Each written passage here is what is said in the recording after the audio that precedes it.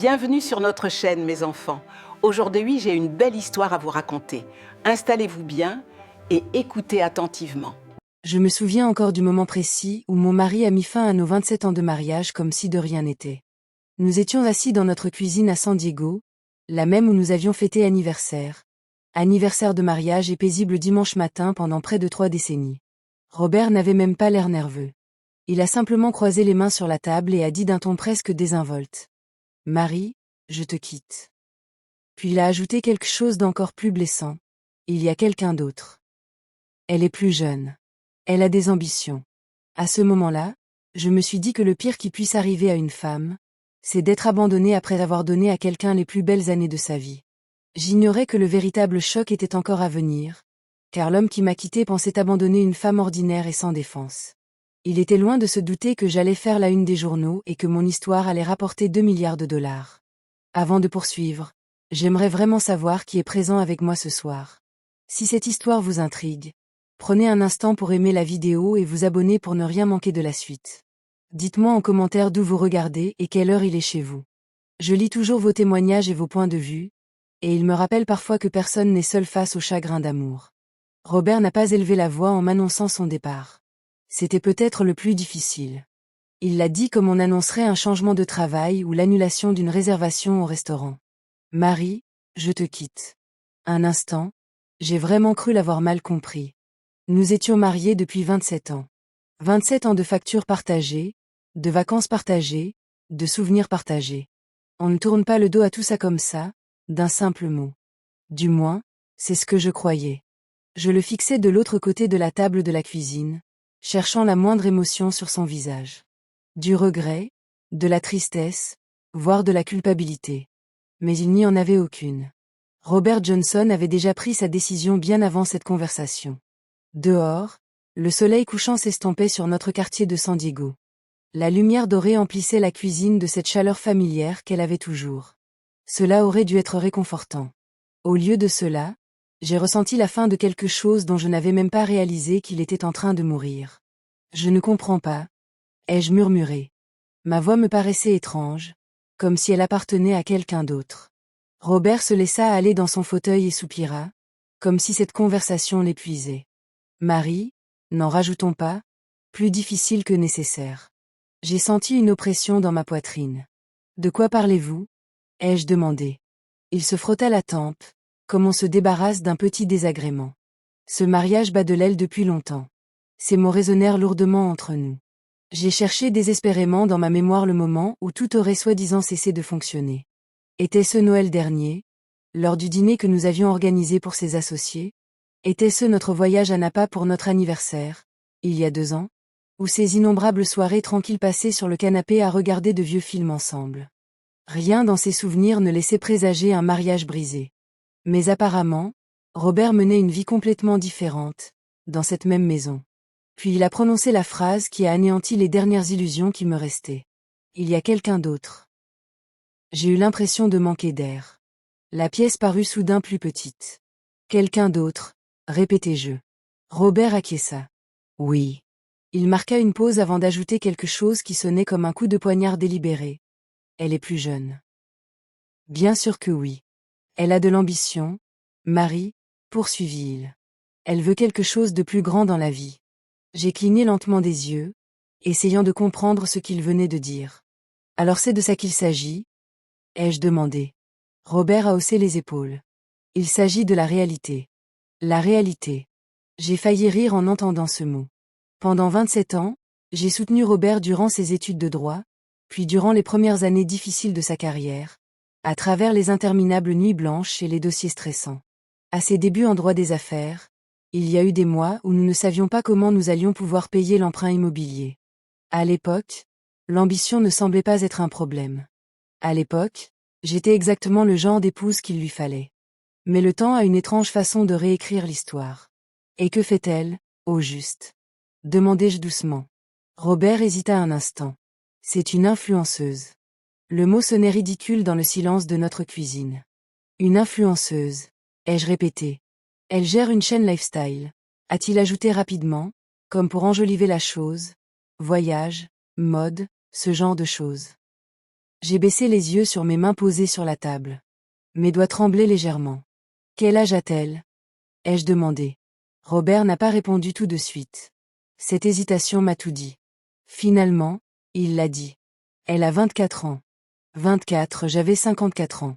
Pendant un instant, ce calcul m'a paru surréaliste. La femme qui m'avait remplacé avait 30 ans de moins que moi. 30 ans. Elle est plus proche en âge de notre fille que de vous, dis-je doucement. Robert se remua, mal à l'aise. Ce n'est pas la question. Mais c'était précisément la question. Un long silence s'installa dans la cuisine. Je compris alors que Robert avait probablement répété cette conversation dans sa tête des dizaines de fois. Chaque mot avait sans doute été préparé à l'avance. Sauf qu'il n'avait pas prévu ma réaction. Car, en vérité, je ne savais pas comment réagir. Je n'ai pas crié. Je n'ai pas pleuré. Je me sentais juste vide. Que va-t-il se passer maintenant? Ai-je demandé au bout d'un moment. Robert fouilla dans la mallette en cuir posée à côté de sa chaise. C'est alors que j'ai compris quelque chose d'effrayant. Cette conversation n'avait pas été spontanée. Il sortit un dossier et le fit glisser sur la table vers moi. Voilà les papiers du divorce, dit-il. Ces mots me semblaient irréels. Vous avez déjà déposé la demande? J'ai parlé à mon avocat. Bien sûr que oui. Robert avait toujours été doué pour tout planifier avec soin. J'ai ouvert lentement le dossier. Le langage juridique s'estompait légèrement tandis que mes yeux parcouraient les pages. Partage des biens. Divulgation des actifs. Modalités de règlement. Plus je lisais, plus une chose devenait claire. Robert avait tout arrangé à son avantage. La maison était à son nom. La plupart de nos investissements étaient liés au compte de son cabinet d'avocats. Même certains fonds de pension avaient des structures juridiques complexes que je ne comprenais pas entièrement. Une fois ma lecture terminée, un sentiment glacial m'envahit. Robert ne me quittait pas simplement. Il me laissait presque sans rien. Tu y as réfléchi longtemps, dis-je doucement. Robert ne le nia pas. Je ne voulais pas que les choses se compliquent. Qu'elles se compliquent. 27 ans de mariage réduits à une simple stratégie juridique. Je vous propose un règlement équitable, a-t-il ajouté. Équitable. Le mot sonnait presque comme une insulte. Tout ira bien, Marie, poursuivit-il. De toute façon, tu as toujours vécu simplement. Cette phrase me blessa plus que je ne l'aurais cru. Parce qu'il avait raison sur un point. J'avais toujours vécu simplement.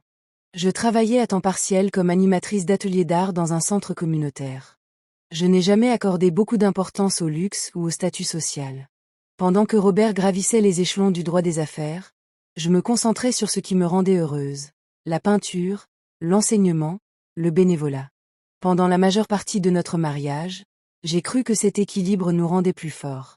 À présent, je me demandais si Robert l'avait toujours perçu comme une faiblesse. Quand est-ce que ça a commencé? Ai-je demandé. Robert a expiré lentement.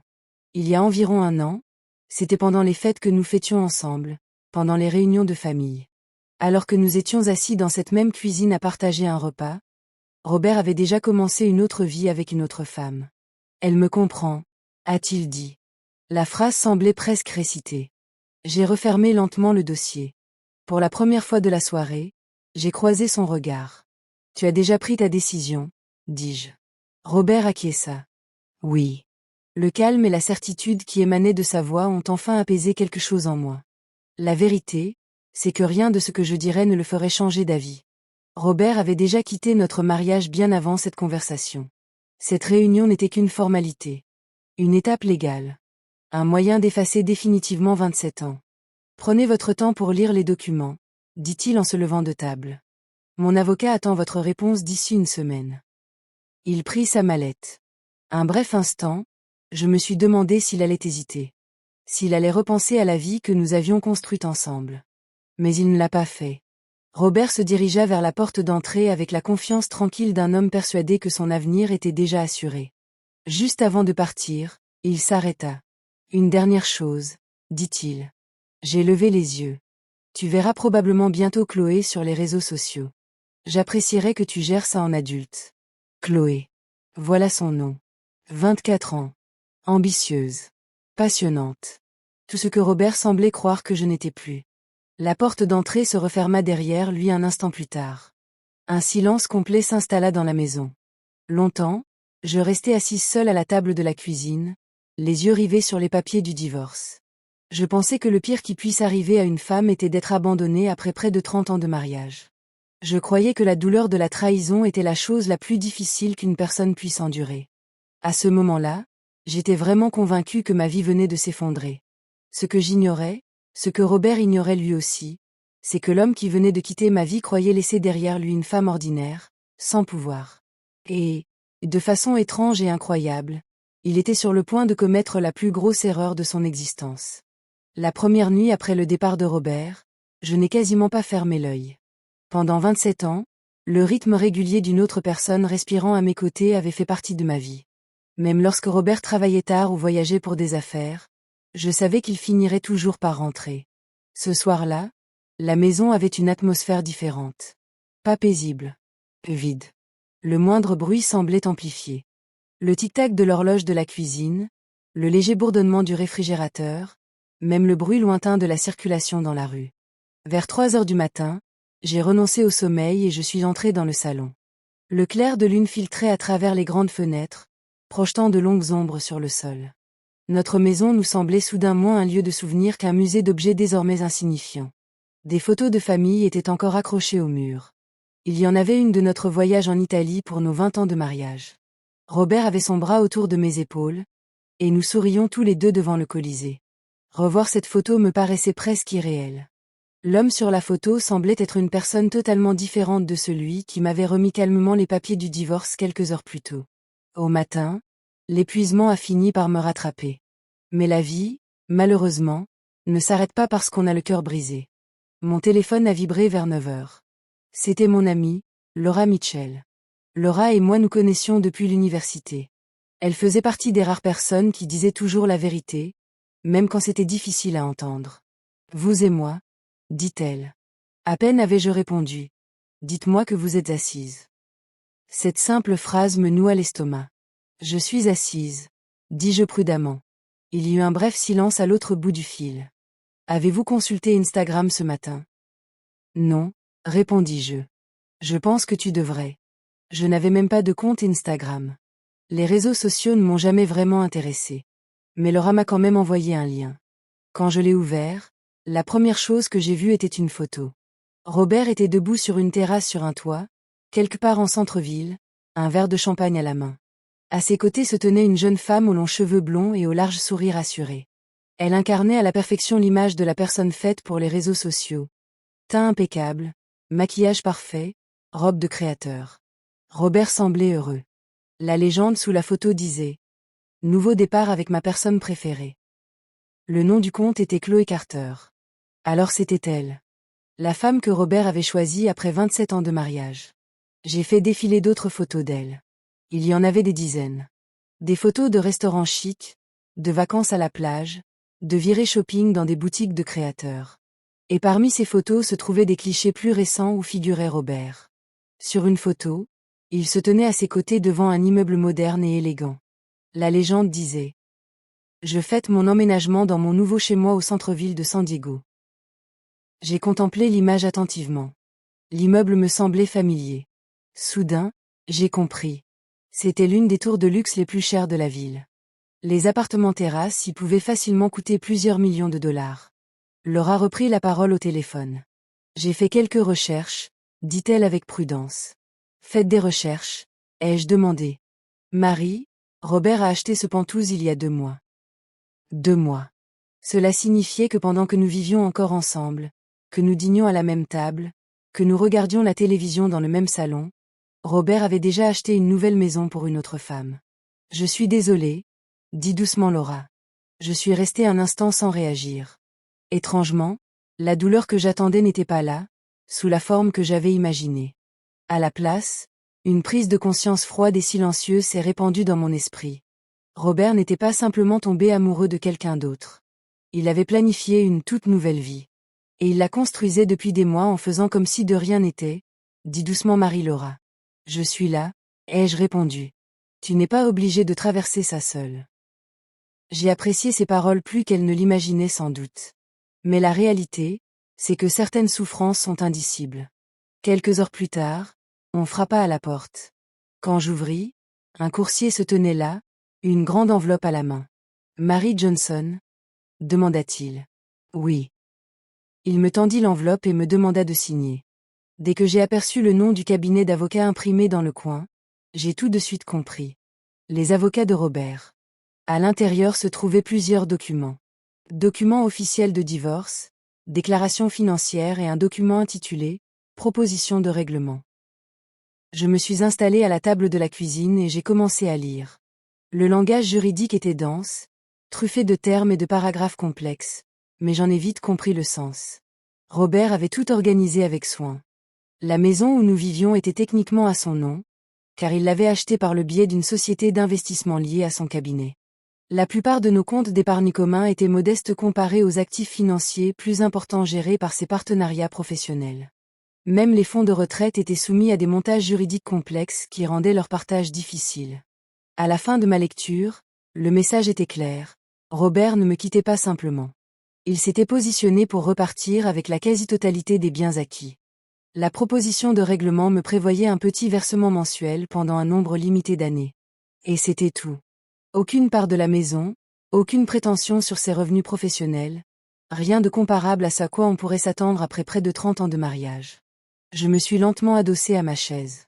C'était impressionnant, d'une manière troublante.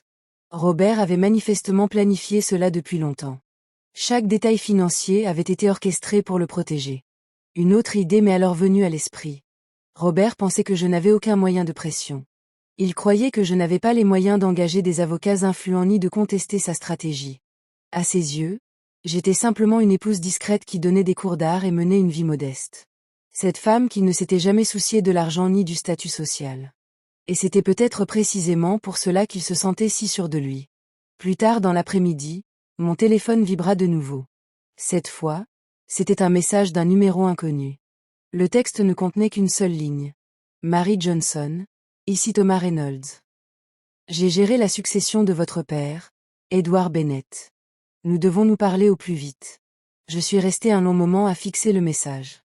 Mon père était décédé plus de 20 ans auparavant. Je n'avais parlé à aucun de ses avocats depuis des décennies.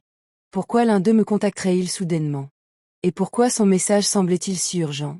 Sur le moment, j'ai supposé qu'il s'agissait probablement de simples formalités juridiques liées à l'ancienne fiducie de mon père. Peut-être une simple formalité administrative liée à la succession. Peut-être un détail financier mineur. Comparé à tout ce qui se passait dans ma vie, cela me semblait insignifiant.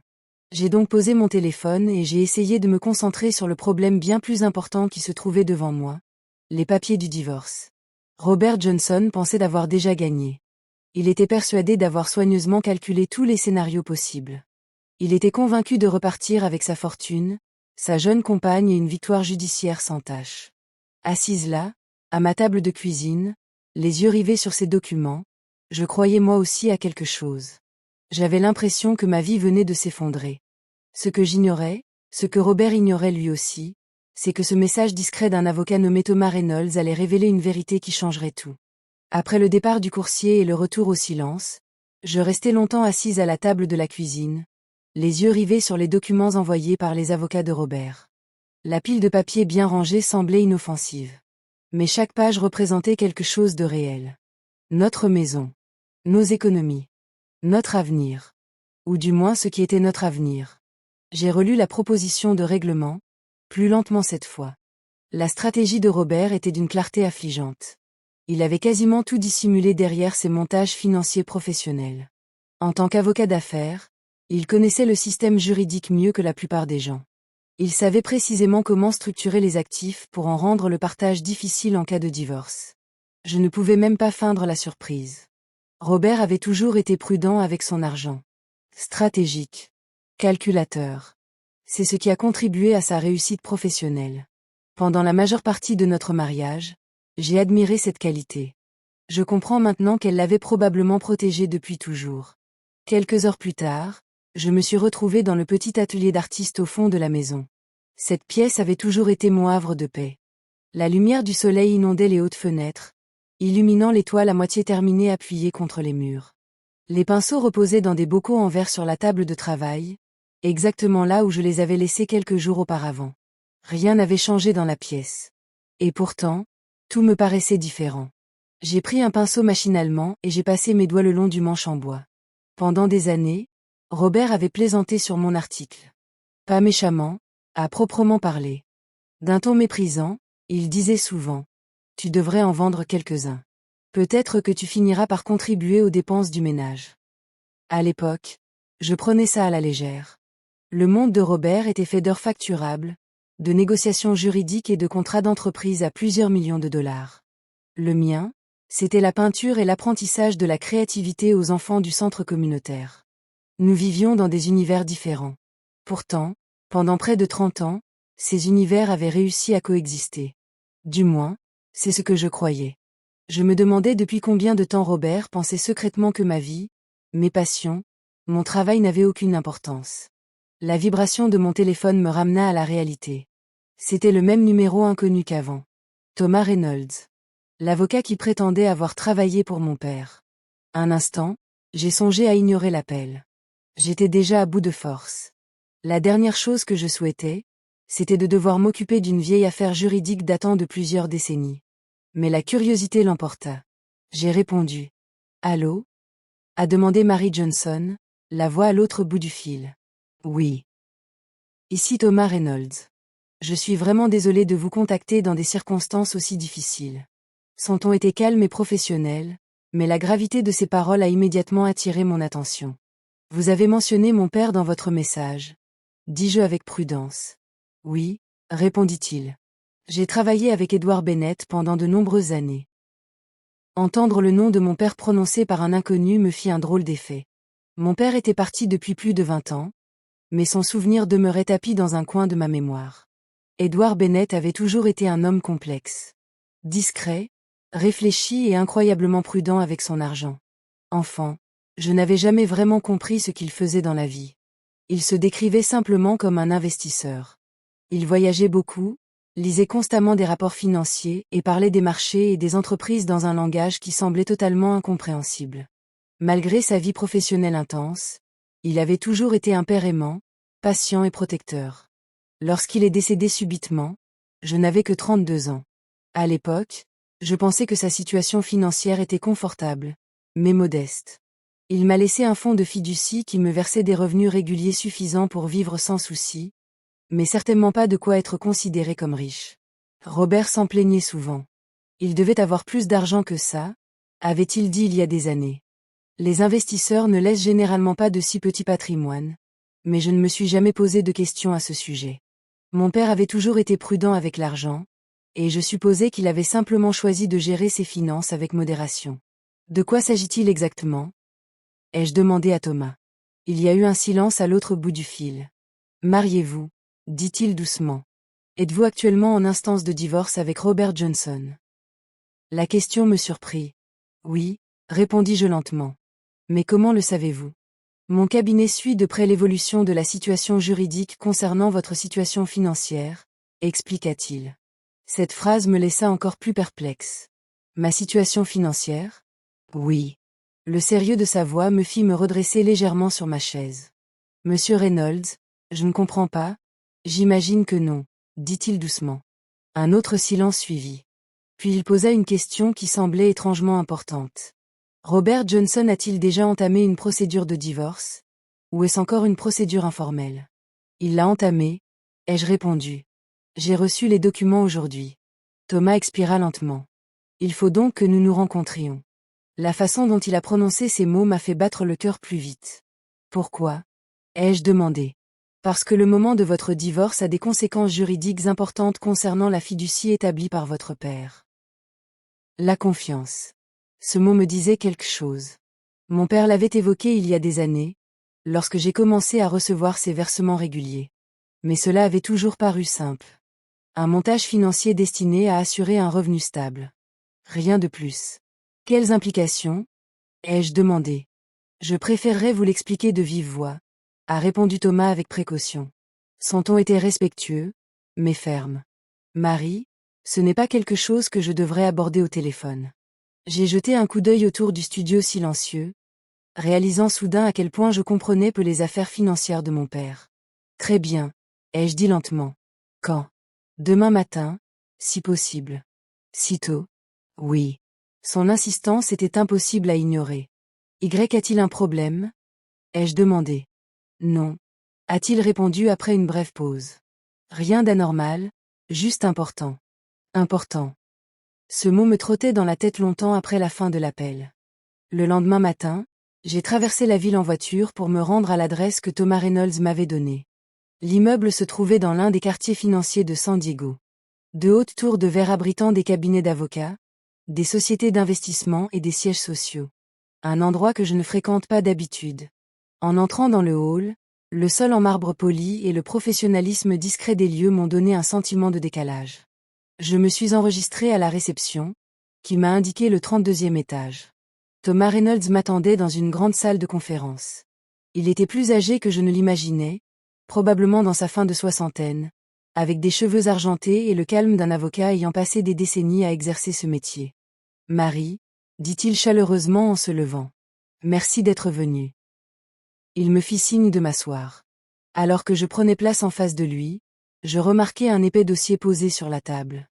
Mon nom y était imprimé soigneusement. « Avant de commencer, » dit Thomas avec précaution, « je tiens à ce que vous compreniez que votre père vous aimait beaucoup. » Cette déclaration m'a pris au dépourvu. « Je sais qu'il l'a fait, » ai-je répondu doucement.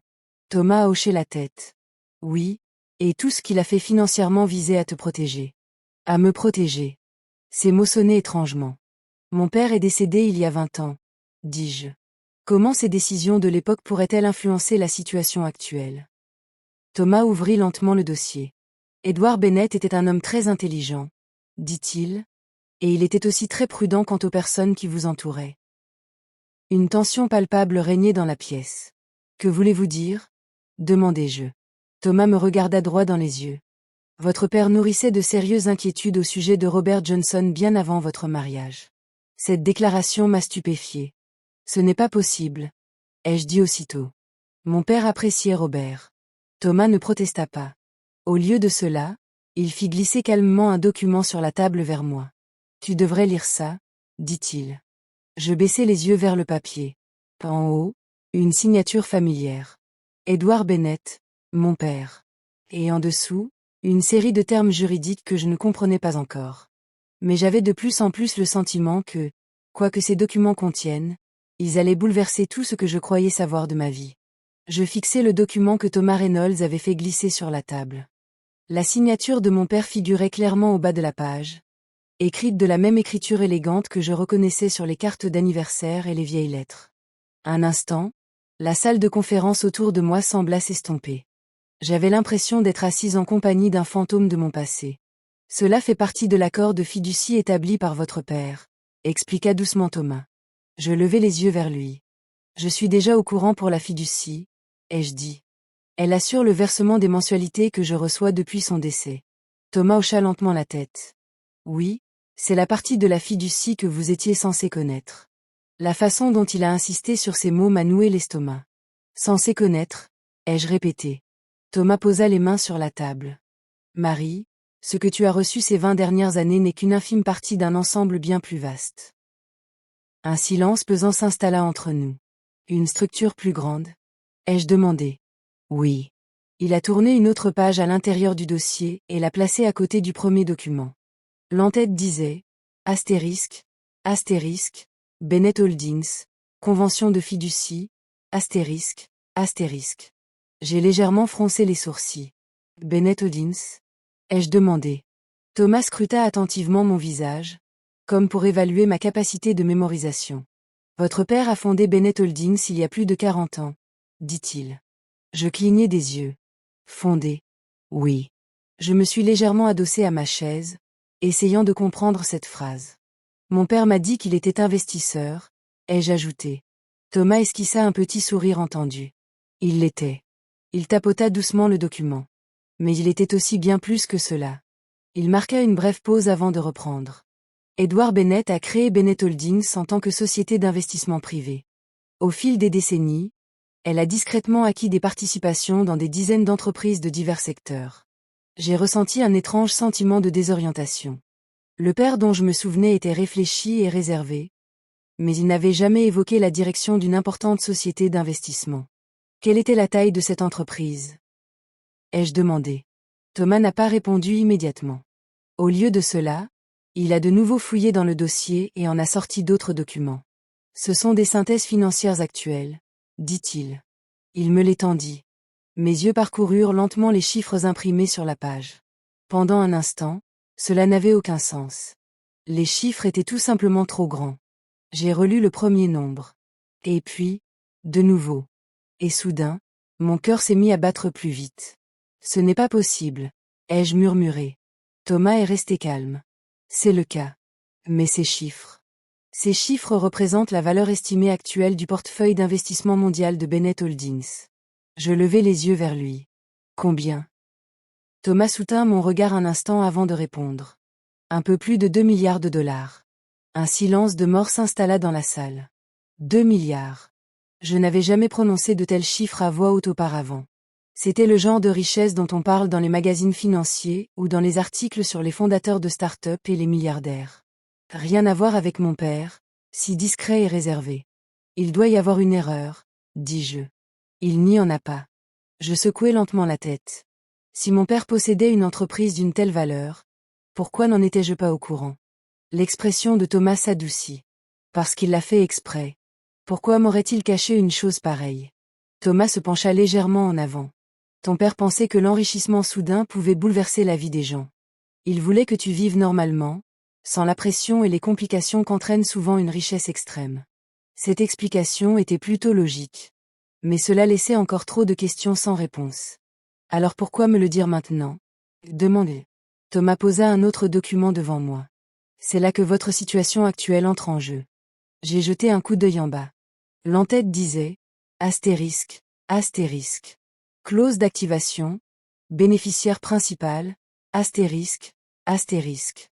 Je ne comprends pas, dis-je. Thomas parla avec précaution. Lorsque votre père a créé la fiducie, il a inclus plusieurs conditions concernant le moment où vous prendriez le contrôle total des actifs de Bennett Holdings. Des conditions? Oui. J'ai senti mon pouce accélérer légèrement. Quel genre de conditions? Thomas prit une lente inspiration. La plus importante concerne votre situation matrimoniale. Mon mariage, ai-je répondu. Oui. Il tapota légèrement la page. Selon les termes de l'acte de fiducie, le contrôle financier total de Bennett Holdings vous est transféré dans 2 cas de figure. J'attendis. Soit votre mari décède, il marqua une brève pause, soit votre mariage prend fin légalement. Un instant, je restai sans voix. Vous voulez dire? Demandai-je lentement. Oui, dit Thomas. Vous aurez pleinement accès à la fiducie dès que Robert Johnson n'aura plus aucun droit légal sur votre conjoint. J'avais du mal à suivre ce qu'il me disait. Tant que j'étais marié, vous ne receviez que les versements mensuels limités, confirma-t-il. Et maintenant que Robert a demandé le divorce, Thomas acquiesça d'un léger signe de tête. Les conditions d'activation du fonds de fiducie sont remplies. Un étrange sentiment d'incrédulité m'envahit. Vous êtes en train de me dire que, une fois le divorce prononcé, Thomas a terminé sa phrase pour moi, vous deviendrez le bénéficiaire majoritaire de Bennett Holdings. Ma voix semblait presque lointaine lorsque j'ai posé la question suivante. Cela signifie que Thomas a dit calmement que vous obtiendrez la pleine propriété légale d'actifs actuellement évalués à environ 2 milliards de dollars. 2 milliards de dollars, ce chiffre résonnait dans ma tête comme une évidence. Pendant 20 ans, j'avais cru que mon père m'avait légué un modeste fonds de placement destiné à assurer ma stabilité financière. En réalité, il avait bâti un véritable empire financier et l'avait discrètement placé à mon nom. Mais pourquoi l'avoir structuré ainsi? Demandai-je doucement. Thomas parut pensif. Votre père était un observateur attentif des gens. Cela ne répond pas à ma question. Non, admit-il, mais cela fait partie de la réponse. Il ouvrit une autre section du dossier. Ce sont des lettres que votre père a laissées pour des situations particulières. Mon cœur a fait un bond. Il écrivait des lettres pour différentes circonstances. Oui. Thomas me fit glisser une enveloppe. Elle était scellée. Sur le devant, de la main de mon père, on pouvait lire astérisque, astérisque, pour Marie, si son mariage prend fin, astérisque, astérisque. Ces mots me serraient la poitrine. Mon père s'y attendait? Demandai-je doucement. Thomas choisit ces mots avec soin. Je crois qu'il voulait se préparer à toute éventualité. J'ai pris l'enveloppe lentement. Mes doigts ont caressé l'écriture familière. Un instant, les souvenirs de mon père m'ont envahi l'esprit. Sa voix douce, Ses conseils avisés, sa capacité à toujours comprendre les gens mieux qu'ils ne se comprenaient eux-mêmes. Que va-t-il se passer maintenant? Ai-je demandé. Thomas a répondu calmement. La procédure de divorce doit être menée à son terme légalement. Une fois le divorce prononcé par le tribunal, le contrôle de Bennett Holdings vous sera directement transféré. Je me suis adossé à ma chaise. Quelque part dans la ville, au-delà des hautes fenêtres, les gens vaquaient à leurs occupations quotidiennes, achetaient un café, se rendaient au travail, menaient une vie ordinaire. Et pourtant, j'étais là, assise dans une salle de conférence, apprenant que la vie que je croyais connaître reposait sur un secret valant des milliards de dollars. Et Robert? Demandai-je à voix basse. Thomas croisa mon regard. C'est précisément pour cela que votre père a structuré la fiducie de cette façon. Je fronçai les sourcils. Que voulez-vous dire? Thomas referma lentement le dossier. Tant que vous étiez mariés, Robert Johnson aurait pu prétendre à une partie de Bennett Holdings grâce aux lois sur le partage des biens matrimoniaux. Je compris aussitôt. Alors mon père a protégé l'entreprise. Oui, et vous aussi. Un sentiment étrange m'envahit la poitrine. Pendant toutes ces années, j'avais cru que mon père m'avait simplement laissé une petite réserve financière. En réalité, il avait passé des décennies à concevoir minutieusement un système qui me protégerait précisément du genre de situation à laquelle je me trouvais. Mais Robert n'en sait rien, dis-je. Thomas secoua la tête. Non, et il ne le fera pas. Cela dépend entièrement de vous. Le silence retomba dans la pièce. Pour la première fois depuis que Robert m'avait remis les papiers du divorce, j'ai réalisé quelque chose d'extraordinaire. L'homme qui croyait quitter une femme ordinaire était loin de se douter de ce qui allait suivre. Pendant plusieurs minutes après que Thomas Reynolds eut fini de m'expliquer le fonctionnement de la fiducie, je suis restée muette. 2 milliards de dollars. Rien que d'y penser, cela me paraissait irréel. J'avais passé la majeure partie de ma vie adulte à vivre modestement. J'animais des ateliers d'art dans un centre communautaire 3 après-midi par semaine. Je faisais mes courses sans me soucier des promotions ni des coupons de réduction. J'ai gardé la même voiture pendant près de 10 ans car elle fonctionnait encore parfaitement. Et voilà que cet avocat calme et à la voix douce m'expliquait que, techniquement, j'étais l'une des personnes les plus riches de la ville. J'avais du mal à y croire. Je pense que vous devriez lire la lettre de votre père, dit Thomas d'une voix douce. J'ai de nouveau regardé l'enveloppe. L'écriture était sans équivoque. Edward Bennett avait toujours écrit chaque lettre avec soin, netteté et précision. Mes mains tremblaient étrangement lorsque j'ai ouvert l'enveloppe. À l'intérieur se trouvait une simple feuille de papier. Je l'ai dépliée lentement. La lettre commençait simplement. Astérisque.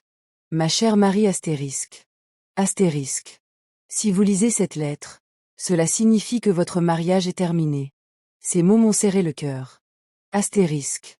Tout d'abord, je tiens à vous présenter mes excuses. Astérisque.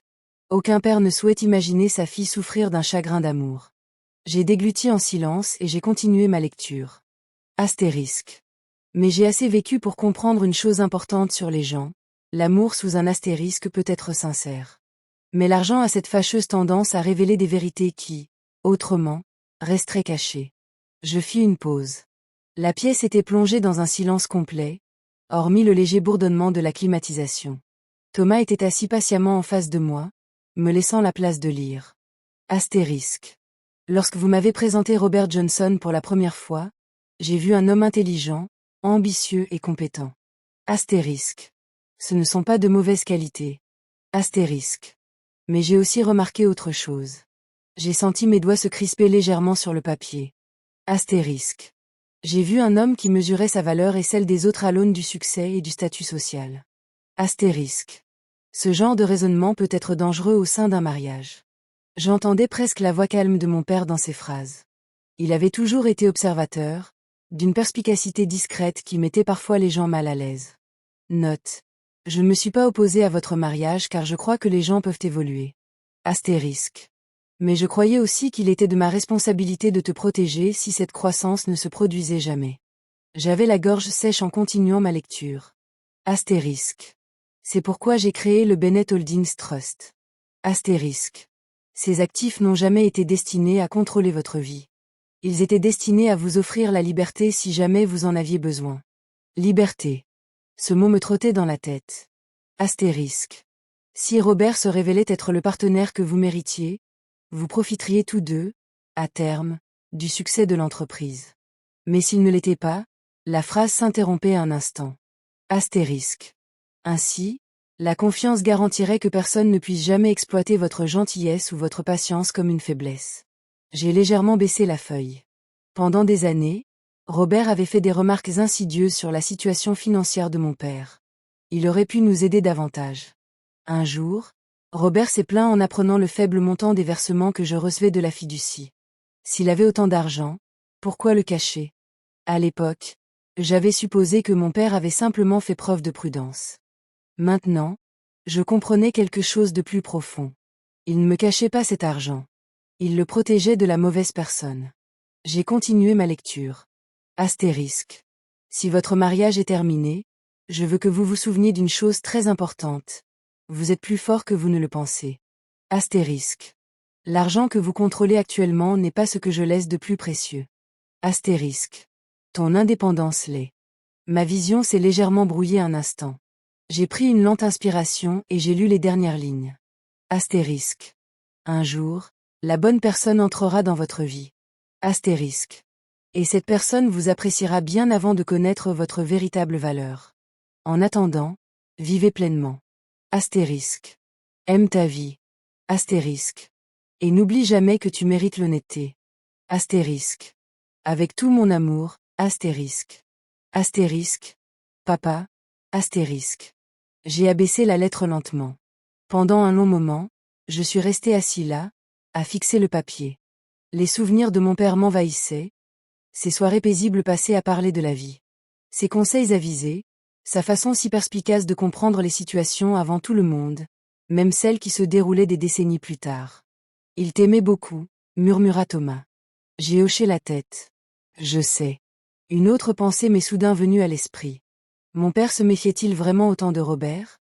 Thomas réfléchit attentivement à la question. Je ne crois pas que méfiance soit le mot juste, dit-il. Quel est le mot juste? Inquiétude. Il croisa les mains avec calme. Edward Bennett avait un instinct hors du commun pour les gens. Dans le monde des affaires, cet instinct lui permit de bâtir une société d'investissement incroyablement prospère. Et dans mon mariage? Ai-je demandé discrètement.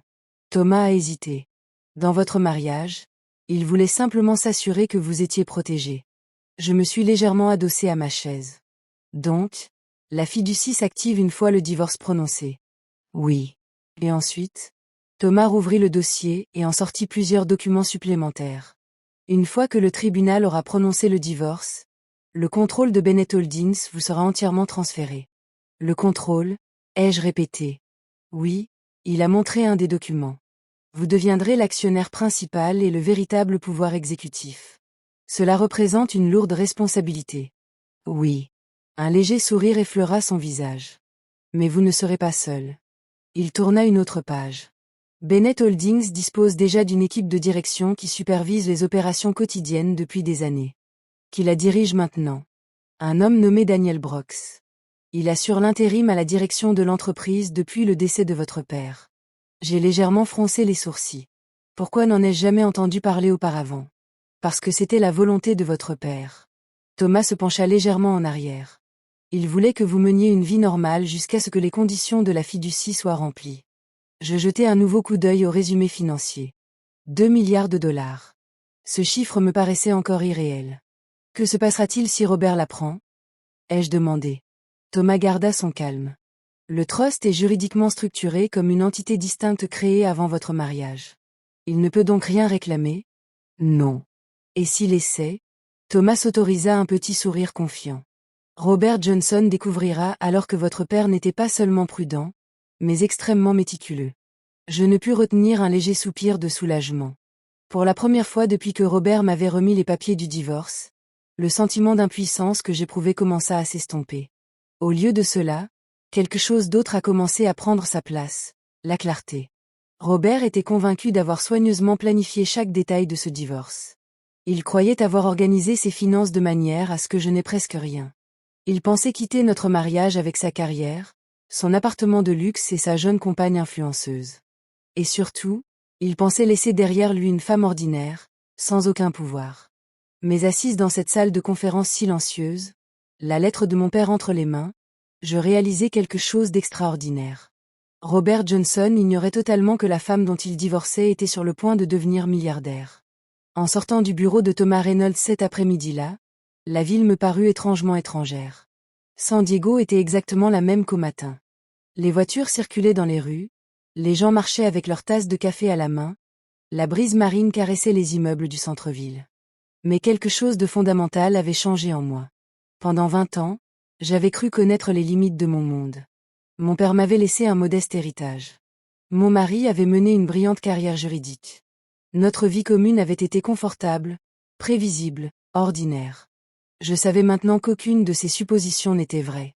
Je suis restée longtemps assise dans ma voiture avant de démarrer le moteur. La lettre de mon père reposait sur mes genoux.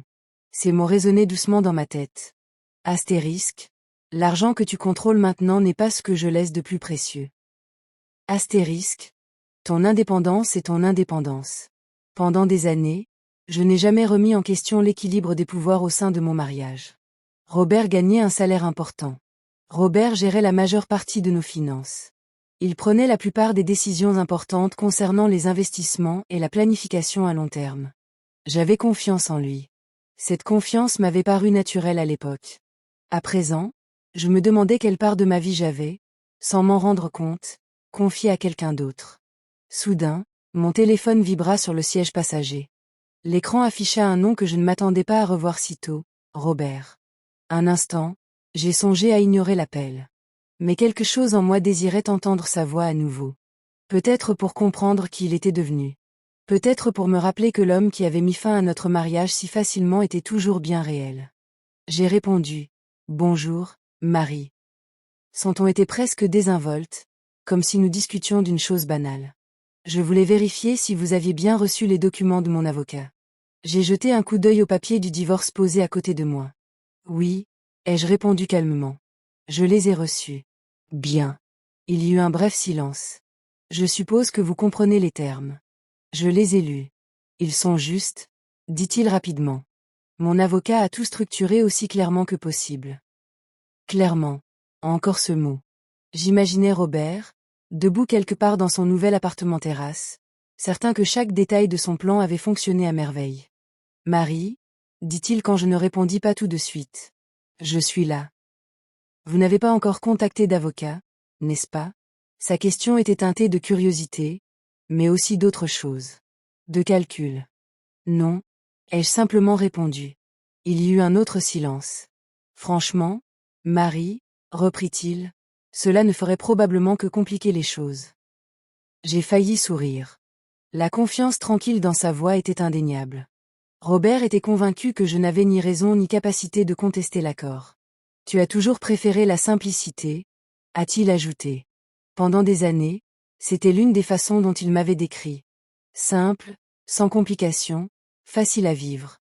Maintenant, je comprenais ce qu'il voulait vraiment dire. Prévisible, rassurant, impuissant. Eh bien, dis-je doucement. La vie semble changer à bien des égards ces derniers temps. Robert laissa échapper un bref rire. C'est le moins qu'on puisse dire. Il y eut un autre silence avant qu'il ne reprenne la parole. Je déménage le reste de mes affaires ce week-end. Très bien. Vous n'êtes pas obligé d'y être si vous préférez l'éviter. Je l'ai aperçu à travers le pare-brise, depuis la rue très fréquentée. Je n'y serai pas. Sans doute mieux ainsi, dit-il. Puis il ajouta quelque chose qui me surprit un peu. J'espère que nous pourrons maintenir un climat civilisé. Civilisé. L'ironie de ce mot ne m'avait pas échappé. Vous voulez dire calme, ai-je précisé. Quoi? Vous voulez que ça reste calme? Robert hésita un instant. Je ne vois pas l'intérêt de tout ce drame inutile. Bien sûr que non. Les drames étaient gênants, compliqués et difficiles à gérer, surtout quand quelqu'un pensait avoir déjà gagné. Je vais examiner les documents, dis-je calmement. Mon avocat aura besoin de votre réponse d'ici la fin de la semaine prochaine. Très bien. La conversation s'est terminée quelques secondes plus tard. En reposant mon téléphone, un calme étrange m'envahit. La douleur de la veille était toujours présente, mais elle avait changé. Elle ne me pesait plus comme le poids écrasant de la trahison. Au contraire, j'ai ressenti une certaine distance. Le genre de distance émotionnelle qui survient lorsqu'on voit soudainement quelqu'un clairement pour la première fois. Robert avait passé des années à croire qu'il me comprenait parfaitement. Il croyait savoir exactement de quoi j'étais capable. Mais en réalité, il ne s'était jamais vraiment donné la peine d'y regarder de plus près. Plus tard dans la soirée, je suis rentrée à la maison en voiture. L'allée familière me paraissait différente maintenant. Non pas que la maison elle-même ait changé, mais parce que la vie que j'y associais s'estompait déjà. À l'intérieur, tout semblait exactement pareil. Le livre de Robert trônait toujours sur les étagères du salon. Les photos encadrées de nos vacances étaient encore accrochées au mur, mais son absence se faisait sentir. Je parcourus lentement les pièces, remarquant des détails que j'avais ignorés pendant des années. Le bureau de Robert était toujours parfaitement rangé. Ses montres de luxe étaient exposées dans une petite vitrine. Il avait l'habitude de s'asseoir dans un fauteuil en cuir pour lire des documents juridiques tard dans la nuit. Tous ces petits symboles d'une vie bâtie sur l'ambition et la réussite. Dans la cuisine, je me suis versé un verre d'eau et me suis assis à table. La lettre de mon père était posée à côté de moi. Longtemps, je suis resté là, à contempler la situation. Une question me hantait. Mon père l'avait-il vraiment vu venir? Avait-il prédit l'échec inévitable de mon mariage? Ou s'était-il simplement préparé à cette éventualité? Car c'était un homme prudent, réfléchi, toujours prévoyant. Je l'imaginais, des décennies plus tôt, assis dans un bureau silencieux, collaborant avec des avocats à l'élaboration d'un montage financier qui ne se dévoilerait que dans des circonstances bien précises. Des circonstances qui s'étaient produites par hasard. Mon divorce. L'ironie de la situation était presque incroyable. Robert avait passé des mois à préparer son départ de notre mariage. Il pensait avoir tout organisé à la perfection. Un nouvel appartement, une jeune compagne, et les documents juridiques nécessaires pour protéger ses biens. Et pourtant, il n'avait pas prévu une chose, l'empire financier discret que mon père avait bâti des décennies plus tôt. Un empire que Robert ne pouvait toucher. Un empire qui allait bientôt m'appartenir entièrement. J'ai repris la lettre et relu les dernières lignes. Astérisque. Un jour la bonne personne entrera dans ta vie. Astérisque. Et cette personne t'appréciera bien avant même de savoir à quel point tu vaux quelque chose. Pour la première fois depuis le départ de Robert, j'ai ressenti quelque chose d'inattendu. Ni colère, ni tristesse, mais une lucidité. Mon père n'avait pas seulement protégé l'argent, il m'avait protégé, moi. Et très bientôt, l'homme qui croyait m'avoir tout pris allait découvrir à quel point il s'était trompé. La semaine suivante se déroula dans un étrange flou, entre routine et révélation discrète. En apparence, rien de dramatique ne se produisit. L'avocat de Robert m'a envoyé quelques courriels officiels me rappelant le délai de réponse à l'accord de divorce. Le langage juridique restait poli et professionnel, mais le message sous-jacent était clair. Robert souhaitait que la procédure se déroule rapidement, sans accroc, exactement comme il le voulait. Mais en coulisses, ma vie basculait à une vitesse qu'il ne pouvait même pas imaginer. 2 jours après ma rencontre avec Thomas Reynolds, je suis retourné à son bureau. Cette fois, il m'a présenté un autre homme. Marie-Thomas a dit, alors que nous entrions dans une salle de conférence, « Je vous présente Daniel Brox. » L'homme qui se tenait près de la fenêtre se retourna et offrit une poignée de main chaleureuse. Daniel Brox semblait avoir une 50aine d'années. Il avait l'assurance tranquille de quelqu'un habitué à prendre des décisions importantes. Mais son attitude était calme plutôt qu'intimidante. « Enchanté de vous rencontrer enfin, » dit-il. « Enfin ?» demande. Daniel esquissa un sourire. « Je travaille pour votre famille depuis près de 15 ans. » Cette phrase a immédiatement attiré mon attention. « Vous travailliez pour mon père. » Vers la fin de sa vie, oui. Et après son décès, je suis devenu directeur général de Bennett Holdings. Directeur général. C'était donc cet homme qui dirigeait l'entreprise que mon père avait secrètement créée. L'entreprise qui, d'une manière ou d'une autre, m'appartenait désormais. Nous nous sommes assis à la longue table de conférence. Daniel ouvrit une tablette et afficha plusieurs documents. « Je sais que cela fait beaucoup d'informations à assimiler, » dit-il. « C'est pourquoi je vais vous expliquer aujourd'hui comment l'entreprise fonctionne actuellement. » Pendant l'heure qui suivit, il expliqua la structure de Bennett Holdings. L'entreprise n'était pas une entité unique, mais un réseau d'investissement. Des startups technologiques en Californie, des sociétés de recherche médicale sur la côte est, des actifs immobiliers commerciaux dans plusieurs grandes villes, et même des participations minoritaires dans des entreprises manufacturières internationales. Plus Daniel expliquait, plus cela me paraissait incroyable. Mon père avait discrètement constitué l'un des portefeuilles d'investissement les plus diversifiés que j'ai jamais vus. Et il l'avait fait sans jamais attirer l'attention du public. Votre père était très attaché à la vie privée, dit Daniel. C'est un euphémisme, répondis-je. Daniel laissa échapper un petit rire. Il disait toujours que dès que les gens commencent à parler de votre richesse, vous en perdez le contrôle. Ça ressemblait trait pour trait à ce que mon père aurait pu dire. Mais pourquoi ne m'a-t-il jamais rien dit de tout ça? Lui ai-je demandé. Daniel échangea un bref regard avec Thomas Reynolds avant de répondre, car il ne voulait pas que l'argent définisse ta vie. J'y ai réfléchi. Mon père avait vu de nombreuses familles riches se perdre dans leur fortune. Des enfants qui ont grandi sans but. Le mariage est fondé sur le confort financier plutôt que sur une véritable connexion. Peut-être voulait-il simplement mieux pour moi. Et maintenant, que se passe-t-il? Ai-je demandé. Daniel a fait glisser un document sur l'écran. Une fois votre divorce prononcé, le trust vous transférera le contrôle total de Bennett Holdings. Et puis, vous devenez actionnaire majoritaire et autorité dirigeante. Le titre paraissait énorme. Est-ce que ça veut dire que je suis censé diriger l'entreprise? Ai-je demandé avec prudence. Daniel secoua la tête. À moins que vous ne le vouliez. Il se laissa aller légèrement en arrière sur sa chaise. Bennett Holdings dispose déjà d'une équipe de direction professionnelle qui gère les opérations quotidiennes. Quel serait donc mon rôle? Définir l'orientation stratégique. Prendre les décisions majeures concernant la stratégie à long terme. J'y ai réfléchi en silence. Il était étrange de m'imaginer prendre des décisions concernant des entreprises et des investissements valant des millions de dollars. Une semaine auparavant, ma plus importante décision professionnelle avait été de décider d'ajouter ou non un atelier d'art supplémentaire pour les enfants du centre communautaire. Ma vie avait changé très vite. Daniel sembla percevoir mon hésitation. Il n'y a pas besoin de précipiter les choses, dit-il.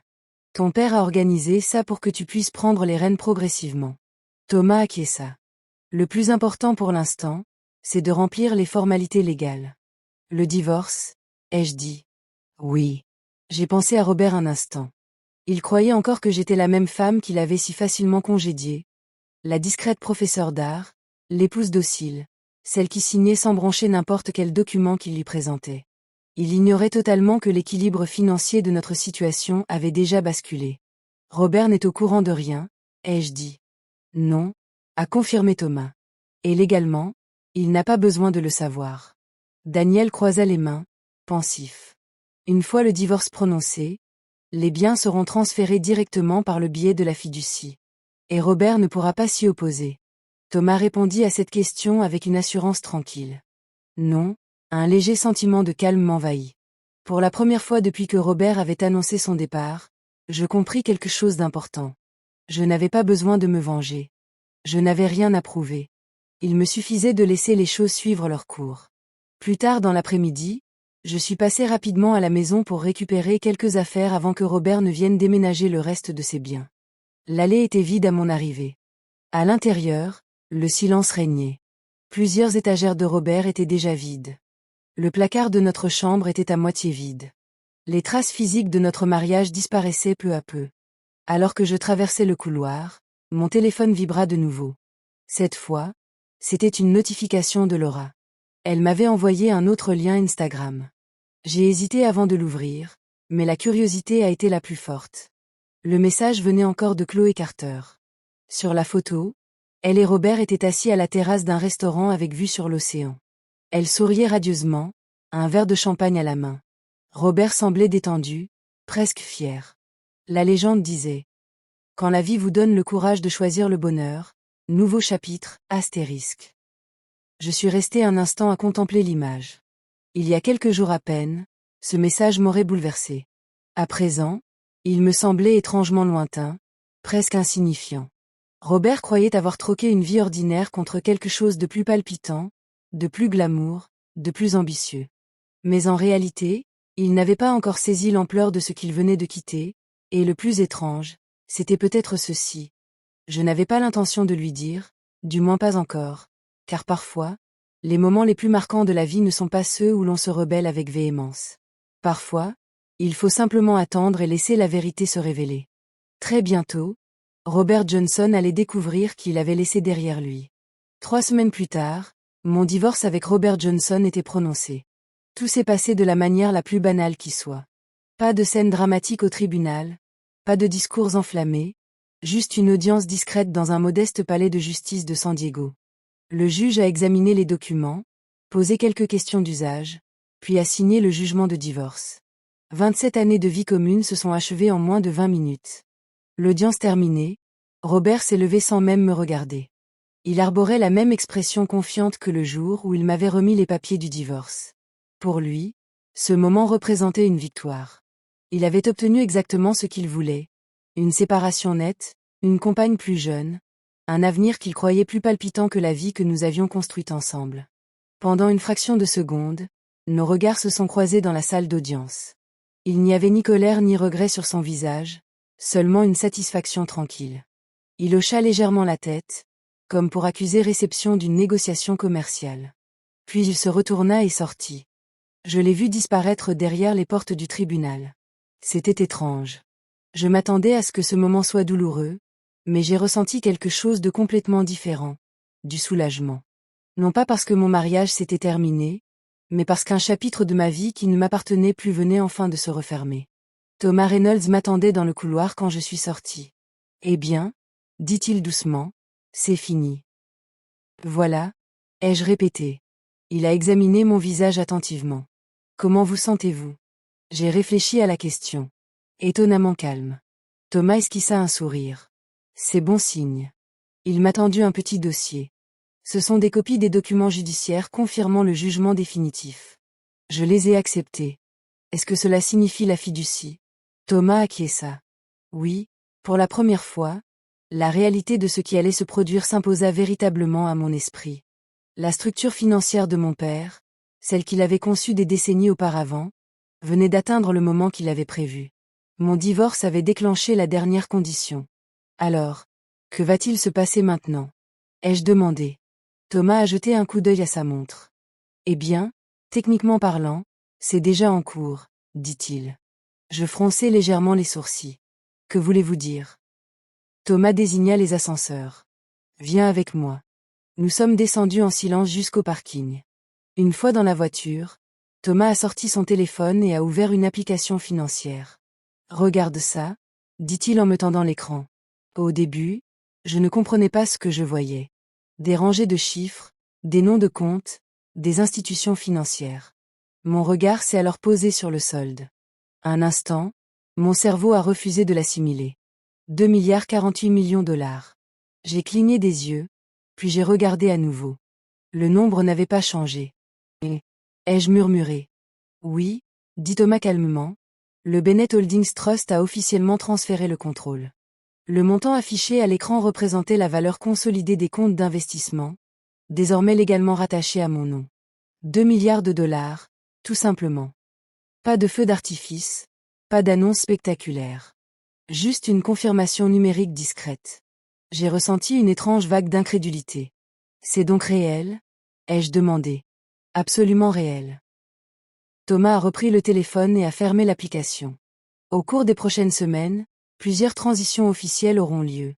Dépôt de documents auprès des autorités gouvernementales, confirmation des membres du conseil d'administration, etc. Et Daniel Brooks? Ai-je demandé. Il prépare déjà l'annonce interne. Une annonce. Oui. Thomas semblait amusé.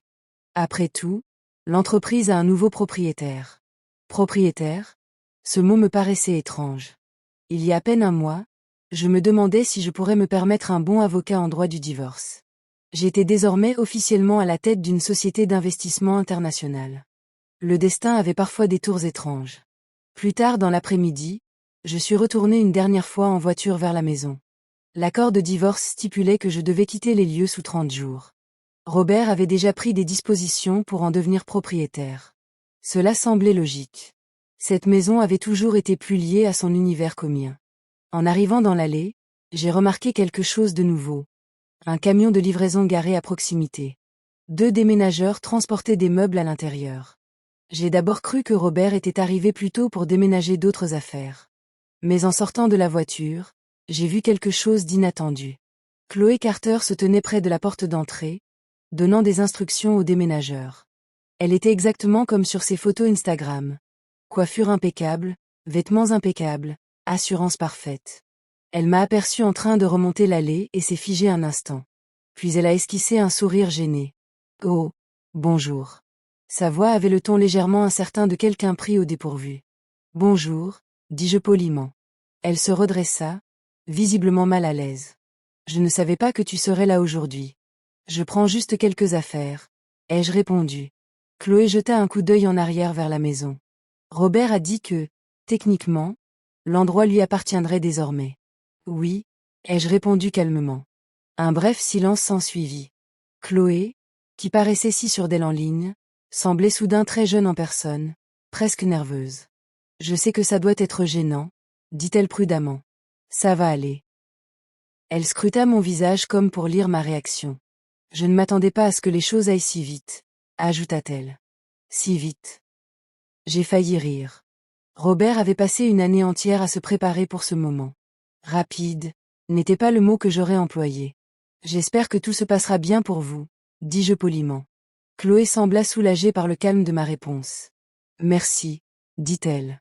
À ce moment précis, Robert sortit de la maison derrière elle. Quand il m'a vu debout dans l'allée, il s'est arrêté un instant. Marie, a-t-il dit. Robert, a-t-il ajouté en descendant lentement les marches. Je croyais que tu récupérais tes affaires demain. J'ai fini plus tôt au tribunal.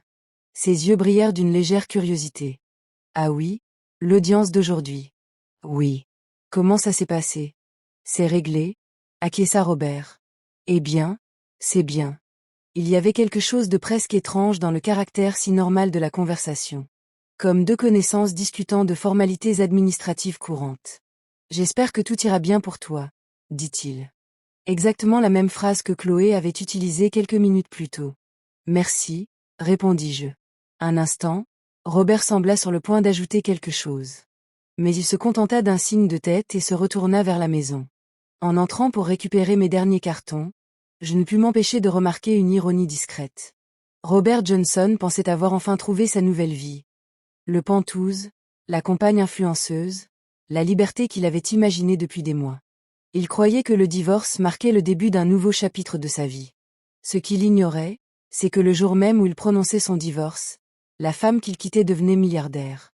Et très bientôt, le monde allait bientôt l'apprendre. La nouvelle a éclaté 3 jours plus tard. Je n'étais même pas au courant. Ce matin-là avait commencé comme tous les autres. J'avais emménagé temporairement dans un petit appartement de location près de la côte, le temps de réfléchir à la suite. Il était modeste comparé à la maison que Robert avait prise, mais il me plaisait bien. Les fenêtres donnaient sur l'océan et le bruit des vagues qui déferlaient chaque matin m'apportait une douce quiétude que je n'avais pas ressentie depuis longtemps. Pour la première fois depuis des années, ma vie me semblait étrangement ouverte. Incertaine, certes, mais aussi pleine de promesses. J'étais assise au comptoir de la cuisine en train de boire mon café quand mon téléphone s'est mis à vibrer sans arrêt. Au début, je n'y ai pas prêté attention. Puis j'ai remarqué quelque chose d'inhabituel. 10 messages, puis 15, puis 20, le tout en quelques minutes. La plupart provenaient de personnes dont je n'avais pas eu de nouvelles depuis des mois, voire des années. D'anciens collègues, d'anciens voisins, des parents d'élèves de mes cours d'art, et même quelques parents éloignés. Ma première pensée a été qu'il s'était forcément passé quelque chose de terrible. Puis Laura Mitchell a appelé. Marie, a-t-elle dit dès que j'ai décroché. Qu'est-ce qui ne va pas? Ai-je demandé aussitôt. Ça ne va pas? A-t-elle répété. Tu plaisantes? Allume les infos. Les infos? Oui. J'ai pris ma tablette, ouvert un site d'actualité financière, et là, je l'ai vu. Un titre qui m'a glacé le sang. Astérisque, astérisque. Bennett Holdings. L'héritière Marie Johnson prend le contrôle d'un empire financier de 2 milliards de dollars. Je suis resté planté devant l'écran, incrédule. Sous le titre figurait une photo de moi, une photo dont je me souvenais à peine. Elle devait dater d'un événement artistique caritatif, des années auparavant. L'article expliquait tout. Après des décennies d'activités discrètes en tant que société d'investissement privé fondée par Edward Bennett, Bennett Holdings a officiellement confirmé un changement de direction. La nouvelle actionnaire majoritaire de la société, Marie Johnson, et moi-même. L'article décrivait le portefeuille d'investissement de la société, sa croissance financière au cours des 20 dernières années et la structure juridique du trust qui avait récemment transféré la propriété. Il était même mentionné que la transition avait été déclenchée par les conditions d'activation prévues dans l'acte de fiducie. Mon divorce. C'est donc public maintenant, ai-je murmuré. Oh, c'est très public, répondit Laura. Vous êtes partout. Dans les médias financiers, les blogs d'affaires, et même sur certains sites de style de vie. J'ai continué à faire défiler la page. Il y avait déjà plusieurs articles qui traitaient de cette histoire. Certains étaient consacrés à l'héritage de mon père. D'autres ont analysé la stratégie d'investissement de Bennett Holdings. Certains ont évoqué la structure fiduciaire inhabituelle qui avait maintenu l'entreprise largement à l'écart des projecteurs publics pendant des décennies. Une chose était claire. Le secret que mon père avait gardé pendant 20 ans n'en était plus un. Tu devrais voir les commentaires, dit Laura. Je ne suis pas sûre de vouloir les voir. Eh bien, voici le meilleur. Sa voix prit soudain un ton amusé. Robert, lui, l'a certainement fait. Que voulez-vous dire? Quelqu'un de son cabinet d'avocat a partagé l'article en interne ce matin. Je me suis lentement adossée à ma chaise. Son cabinet d'avocat? Oui, répondit Laura en riant doucement. Marie, toute la communauté juridique de San Diego en parle. J'imaginais Robert entrant dans son bureau ce matin-là, s'attendant à une journée de travail ordinaire. Peut-être à consulter des dossiers, peut-être à préparer des réunions. Puis, soudain, il vit des gros titres concernant la femme dont il venait de divorcer. La femme qu'il croyait sans ressources financières. La femme qu'il supposait accepter sans broncher l'accord qu'il avait négocié. Sauf que maintenant, toute la presse financière annonçait qu'elle contrôlait 2 milliards de dollars. Je me demande comment il a réagi, dit Laura. Je n'ai pas répondu tout de suite, car en réalité, je n'ai pas eu besoin de me poser la question longtemps. Mon téléphone vibra de nouveau. Robert Johnson, bien sûr. Je le laissai sonner quelques secondes avant de répondre. Bonjour. Un long silence suivit à l'autre bout du fil. Puis Robert prit la parole. Marie, sa voix sonnait complètement différente du ton calme et assuré qu'il avait employé lors de notre dernière conversation. Cette fois, elle exprimait autre chose. Du choc. Qu'est-ce que c'est? Demanda-t-il. Je savais exactement ce qu'il voulait dire. Qu'est-ce que c'est? Répondis-je calmement. Ne jouez pas avec moi, dit-il sèchement. Je suis en train de lire un article qui indique que vous possédez des parts dans Bennett Holdings. Oui. Un autre silence suivit. Cette entreprise vaut des milliards de dollars. C'est ce qu'affirme l'article. Vous êtes en train de me dire que c'est réel? Oui. Le silence qui suivit dura près de 10 secondes. Lorsque Robert reprit la parole, sa voix était tendue. Pourquoi tu ne me l'as pas dit? La question était tellement absurde que j'ai failli rire. Te dire quoi? Que tu avais autant d'argent. Je ne savais pas. Tu ne savais pas? Répéta-t-il. Non. Je pouvais presque entendre ses pensées s'agiter pour comprendre la situation. Tu veux dire que tu as soudainement découvert 2 milliards de dollars? Mon père a constitué ce fonds il y a des années. La respiration de Robert semblait plus lourde à présent, et ce fonds s'active dès notre divorce. Oui. Un autre long silence. Donc, si nous étions encore mariés, tu aurais eu un droit légal sur une partie de cet argent, dis-je calmement. Il a dû réaliser à ce moment-là que sa voix était vide lorsqu'il a repris la parole. Vous voulez dire que j'ai tout simplement abandonné l'entreprise de mon père? 2 milliards de dollars. Je n'ai pas prononcé le chiffre à voix haute. Je n'en avais pas besoin. Robert le savait déjà. Pour un homme qui avait passé toute sa carrière à négocier des accords commerciaux à forts enjeux, c'était sans doute la pire erreur de jugement qu'il ait jamais commise. Tu aurais dû me le dire, dit-il doucement. Je repensais à la lettre de mon père, à la façon dont il avait soigneusement structuré la fiducie pour me protéger, pour ne révéler la vérité qu'à la fin du mariage. Non, répondis-je calmement. Je n'aurais vraiment pas dû. Robert ne répondit pas, mais je pouvais presque entendre les regrets l'envahir. Tu devrais parler à ton avocat, dit-il soudain. Pourquoi? Il doit y avoir un problème juridique. Il n'y en a pas. Cela change la donne, a-t-il insisté. Pas légalement. Un long silence suivit. Puis il posa la question que j'attendais. Marie, pouvons-nous nous voir? J'ai réfléchi un instant à sa demande. Une semaine auparavant, Robert m'avait parlé comme un homme qui venait de conclure une affaire. À présent, sa voix trahissait une certaine incertitude. Même le désespoir. Pourquoi? Ai-je demandé. Je pense que nous devrions en parler. Nous l'avons déjà fait. C'est différent. J'ai regardé par la fenêtre les vagues de l'océan qui déferlaient au loin. Non, dis-je doucement. Ce n'est vraiment pas le cas. Robert resta silencieux un instant. Il a ensuite posé une dernière question. Chloé est-elle au courant? J'ai failli sourire. J'imagine qu'elle l'est maintenant, car si la presse financière s'est emparée de l'affaire, Les réseaux sociaux aussi, sans aucun doute. Et quelque part dans la ville, l'influenceuse de 24 ans qui avait fièrement annoncé son nouveau départ en ligne lisait probablement les mêmes gros titres. Des titres qui révélaient une vérité très gênante. L'homme qu'elle croyait être son nouveau compagnon fortuné venait de divorcer du seul milliardaire de l'histoire. Robert a rappelé le lendemain matin. Cela ne m'a pas surpris. Les gens comme Robert acceptent rarement de perdre sans tenter de renégocier les conditions. Le téléphone sonna alors que j'étais sur le petit balcon de mon appartement de location, à regarder la brume matinale se dissiper lentement au-dessus de l'océan. Un instant, j'ai songé à laisser le répondeur, mais la curiosité l'emporta. « Allô ? » « Marie » répondit-il aussitôt. Sa voix était bien différente de celle de l'homme sûr de lui qui m'avait remis calmement les papiers du divorce quelques semaines auparavant. Il y avait maintenant de la tension. De l'urgence. « Je pense qu'il faut vraiment qu'on parle, » a-t-il poursuivi. Je croyais qu'on l'avait déjà fait. C'est grave. Notre mariage aussi. Il n'a pas réagi. Il a simplement expiré lentement. Je n'étais pas au courant pour la fiducie. Je sais, si j'avais su. Je l'ai interrompu gentiment. C'est précisément le problème. Un long silence suivit. Lorsqu'il reprit la parole, son ton avait changé.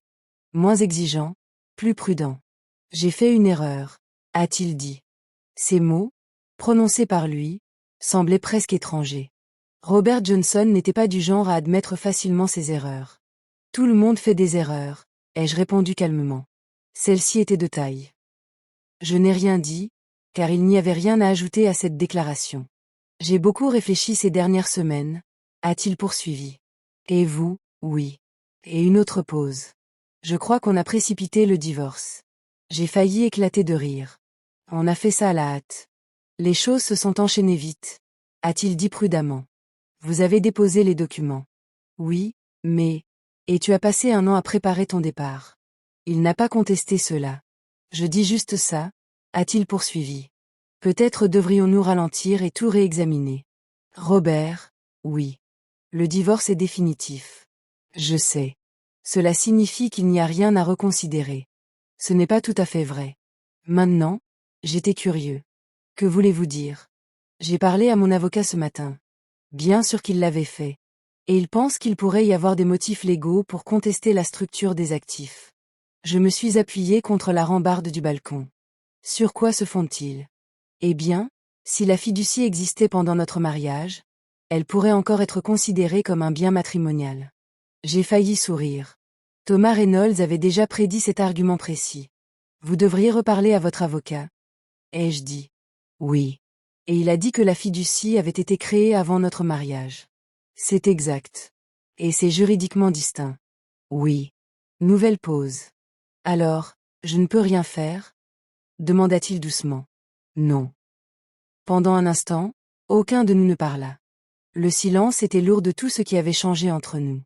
Tu aurais pu me le dire, finit-il par dire. Pourquoi l'aurais-je fait? Parce que nous étions mariés. Nous étions mariés quand tu as commencé à sortir avec Chloé. La conversation resta silencieuse quelques secondes. Je ne m'y attendais pas, finit-il par dire. Moi non plus. Marie, je suis sérieux quant à notre rencontre. Pourquoi faire? Je pense que nous devrions en parler de vive voix. Je n'en vois pas l'intérêt. Il y a des choses que je veux expliquer. Vous les avez déjà expliquées. Ce n'est pas juste. J'ai soupiré doucement. Robert, l'explication était très claire. Un autre silence suivit. Je ne suis plus la même personne qu'il y a un mois, dit-il. Cette remarque me fit sourire légèrement. Moi non plus. Je le pense vraiment, insista-t-il. Cette situation m'a fait repenser à beaucoup de choses. Comme quoi? Comme si j'avais pris la bonne décision. L'ironie de cette phrase m'a presque fait rire. Il n'avait pas douté de sa décision lorsqu'il s'était tenu dans notre cuisine et m'avait dit que je manquais d'ambition.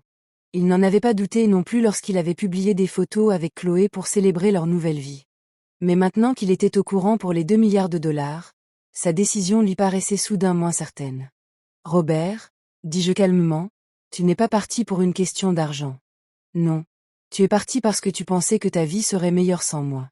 Ce n'est pas exactement ça, c'est exactement ce que tu as dit. Il n'a pas protesté. Les gens disent des choses qu'ils regrettent, a-t-il dit. C'est vrai. Et je regrette beaucoup de choses en ce moment. Un autre long silence s'installa entre nous. Puis il dit quelque chose auquel je ne m'attendais pas. Chloé est partie. J'ai cligné des yeux. C'était rapide. Elle n'avait pas signé pour ça. Quel genre de situation? Celle où j'ai l'air du plus grand idiot de Californie. J'ai failli rire à nouveau. Pour la première fois depuis notre divorce, Robert semblait vraiment lucide. Les réseaux sociaux peuvent être impitoyables, ai-je dit. C'est un euphémisme. Il expira bruyamment. Elle a vu les gros titres. J'imagine que oui. Elle m'a ensuite demandé si j'étais au courant pour la fiducie. J'ai répondu non. Nouveau silence. Elle ne m'a pas cru au début. Ça ne m'étonne pas. J'ai dû lui montrer les papiers du divorce pour prouver que je n'étais pas au courant. Puis elle a fait ses valises ce soir-là. Je n'ai pu m'empêcher de secouer légèrement la tête. La femme qui avait fièrement publié des photos de sa nouvelle vie avait apparemment décidé que la vie lui paraissait moins attrayante sans son lien avec le milliardaire. L'ambition, ça marche dans les deux sens, je suppose, ai-je dit. Robert n'a pas répondu. Puis il a demandé doucement. Tu savais que la fiducie serait activée en cas de divorce? Non. Vous l'avez découvert après que j'ai déposé ma demande? Oui. Donc, le timing était une simple coïncidence, en gros. Il laissa échapper un long soupir. C'est peut-être le pire. Quoi donc? Le fait que si j'avais attendu un an de plus, ou même quelques mois, tu serais encore marié à un milliardaire. Oui. Et j'aurais su. C'est vrai. Un autre silence pesant s'ensuivit. Je suis désolé, dit-il. Enfin, ces mots furent doux, presque sincères, mais ils arrivèrent bien trop tard. Je crois que oui, ai-je dit. Ça ne change rien. Non. Les vagues continuaient de déferler doucement sous mon balcon, un rythme calme qui m'apportait une étrange sensation d'ancrage. J'imagine que c'est le moment où tu me dis que tout s'est arrangé pour le mieux, dit Robert. Je n'en avais pas l'intention. Non. Pourquoi? Parce que perdre un mariage de 27 ans, ce n'est pas vraiment une fin heureuse. Cette remarque resta un instant en suspens, mais j'ajoutai que cela pourrait être le début de quelque chose de mieux pour toi. Oui. Robert n'y vit aucun inconvénient. J'espère que tu es heureuse, Marie, dit-il doucement. J'espère que tu en as tiré une leçon, répondis-je. Comme quoi? Que l'ambition et la sagesse ne sont pas toujours synonymes. Un autre silence suivit. Puis Robert laissa échapper un petit rire résigné. C'est peut-être la leçon la plus chère que j'ai jamais apprise. 2 milliards de dollars. Je ne l'ai pas dit à voix haute, mais nous le savions tous les deux. Une semaine après l'annonce de l'affaire Bennett Holdings, ma vie est devenue soudainement très chargée, non pas à cause de l'argent en lui-même, mais à cause de l'attention médiatique qu'il a suscitée. Des journalistes ont appelé. Des analystes financiers ont demandé des interviews. Même quelques chaînes de télévision ont voulu consacrer un reportage à la mystérieuse héritière milliardaire apparue du jour au lendemain. Cette phrase me faisait rire à chaque fois que je l'entendais. Du jour au lendemain. Comme si mon père n'avait pas passé 40 ans à bâtir l'entreprise qui avait généré cette fortune. Comme si cette fiducie n'avait pas été soigneusement structurée il y a des décennies. En réalité, rien dans cette situation ne s'est produit rapidement.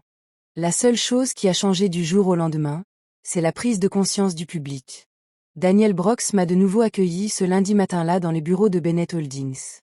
Le bâtiment était étonnamment modeste pour une entreprise gérant des milliards d'investissements. Aucune enseigne Tapax en grave-l'œil. Pas de logo géant. Juste une structure de verre épuré surplombant le port. Mon père aurait aimé ça. Votre père pensait que l'attention était un handicap, expliqua Daniel en traversant le hall. La plupart de nos investisseurs partagent cette philosophie. L'atmosphère au bureau était calme et professionnelle. Les gens circulaient silencieusement dans les couloirs, concentrés sur leur travail. Personne ne me fixait du regard ni ne chuchotait à mon passage. Cela m'a surpris. Savent-ils tous que j'ai posé la question à Daniel? Oui. Et ce sont des professionnels, a-t-il simplement répondu. Dans la salle de conférence, l'équipe dirigeante de l'entreprise attendait. 6 personnes. Chacune responsable d'une division différente des investissements de l'entreprise. Daniel les a présentées une par une. Investissement technologique. Recherche en santé. Développement immobilier. Marchés internationaux. Chaque personne présente avait des années, voire des décennies, d'expérience dans la gestion de portefeuilles financiers complexes. Je me suis soudain senti un peu à part. Je devrais sans doute préciser une évidence avant de commencer, dis-je en nous asseyant. Laquelle? Demanda Daniel. Je ne suis pas un PDG milliardaire. Quelques personnes autour de la table sourirent. Ce n'est pas grave, répondit Daniel. Votre père non plus, à ses débuts. La réunion a duré près de 2 heures. La discussion a principalement porté sur l'explication des positions d'investissement actuelles de l'entreprise et de ses stratégies à long terme. J'ai écouté attentivement, posant des questions lorsque quelque chose n'était pas clair. À ma grande surprise, la conversation s'est déroulée tout naturellement. Sans doute parce que j'avais passé des années à écouter Robert parler affaires et finances lors de dîners et autres événements mondains. Je n'avais jamais participé activement à ces discussions, mais j'en avais appris bien plus que je ne le pensais. À la fin de la réunion, Daniel semblait satisfait. « Vous avez très bien géré la situation », dit-il tandis que nous nous dirigions vers son bureau. J'ai surtout posé des questions. Voilà à quoi ressemble un bon leader. Dans son bureau, Daniel versa 2 verres d'eau et m'entendit un. « Il y a autre chose dont nous devrions parler, » dit-il. « De quoi s'agit-il ? » « De la perception du public. » J'ai haussé un sourcil. « Ça sent mauvais. » « Non, » m'a-t-il assuré. « Mais les histoires comme la vôtre attirent l'attention. » Je l'ai remarqué. Ce qui signifie que les gens vont aussi commencer à s'intéresser à votre vie privée. J'ai tout de suite compris ce qu'il voulait dire. Robert, Chloé, le divorce. Je suppose que les journalistes sont déjà au courant pour mon ex-mari, ai-je dit. Daniel a acquiescé. Certains le sont. Et ils sont curieux. Bien sûr qu'ils l'étaient. Un héritage de milliardaire révélé juste après un divorce. C'était le genre d'histoire que les journalistes adoraient. Ça risque d'être gênant, ajouta Daniel. Je survivrai. Il m'observa un instant.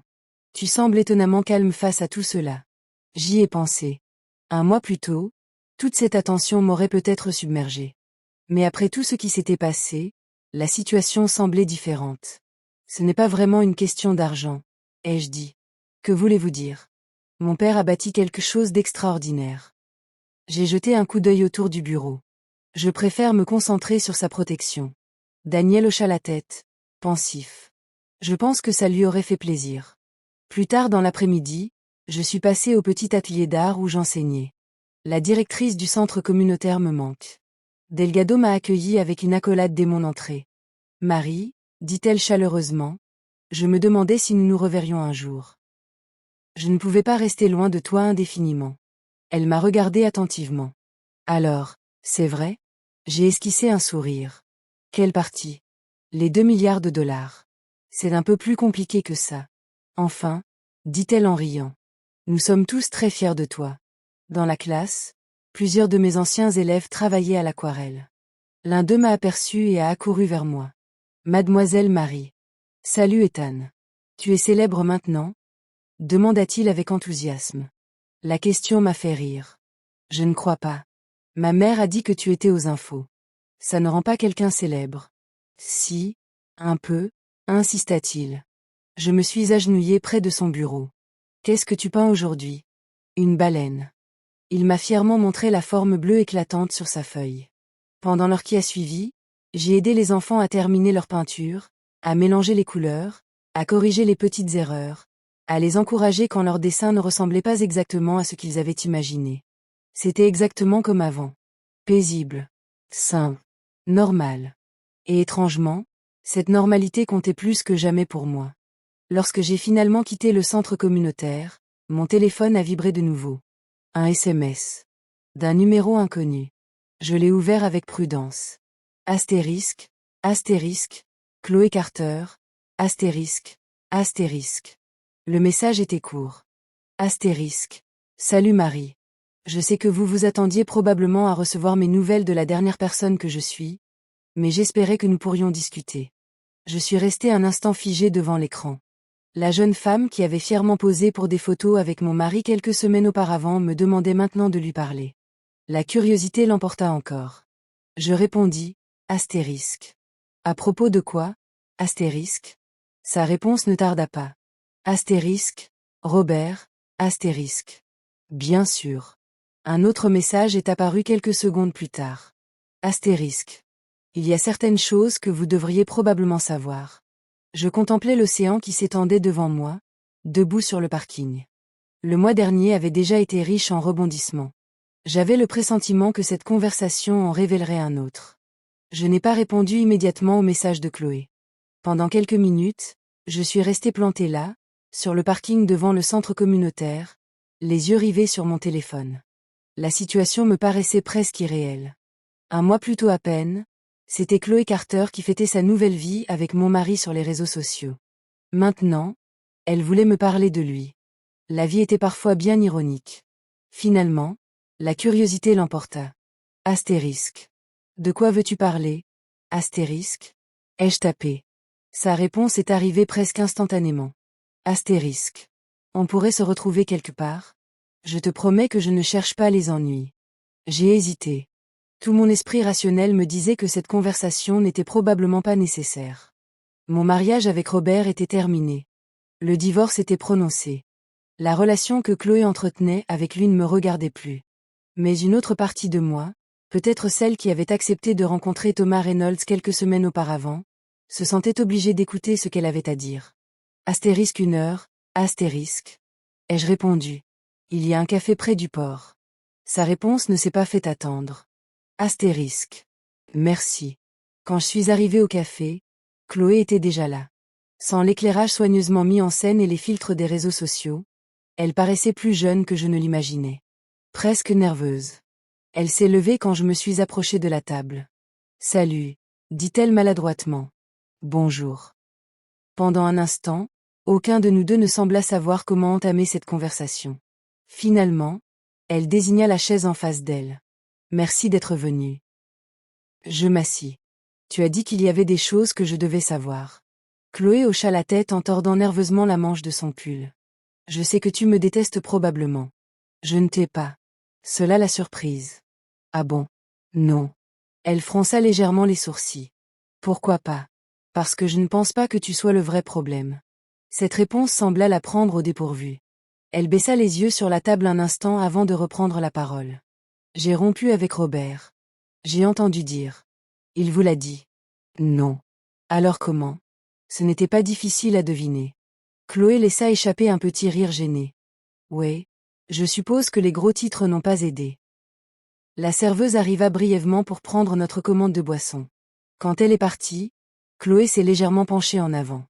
Je ne savais rien de l'argent, a-t-elle dit rapidement. Je l'ai supposé.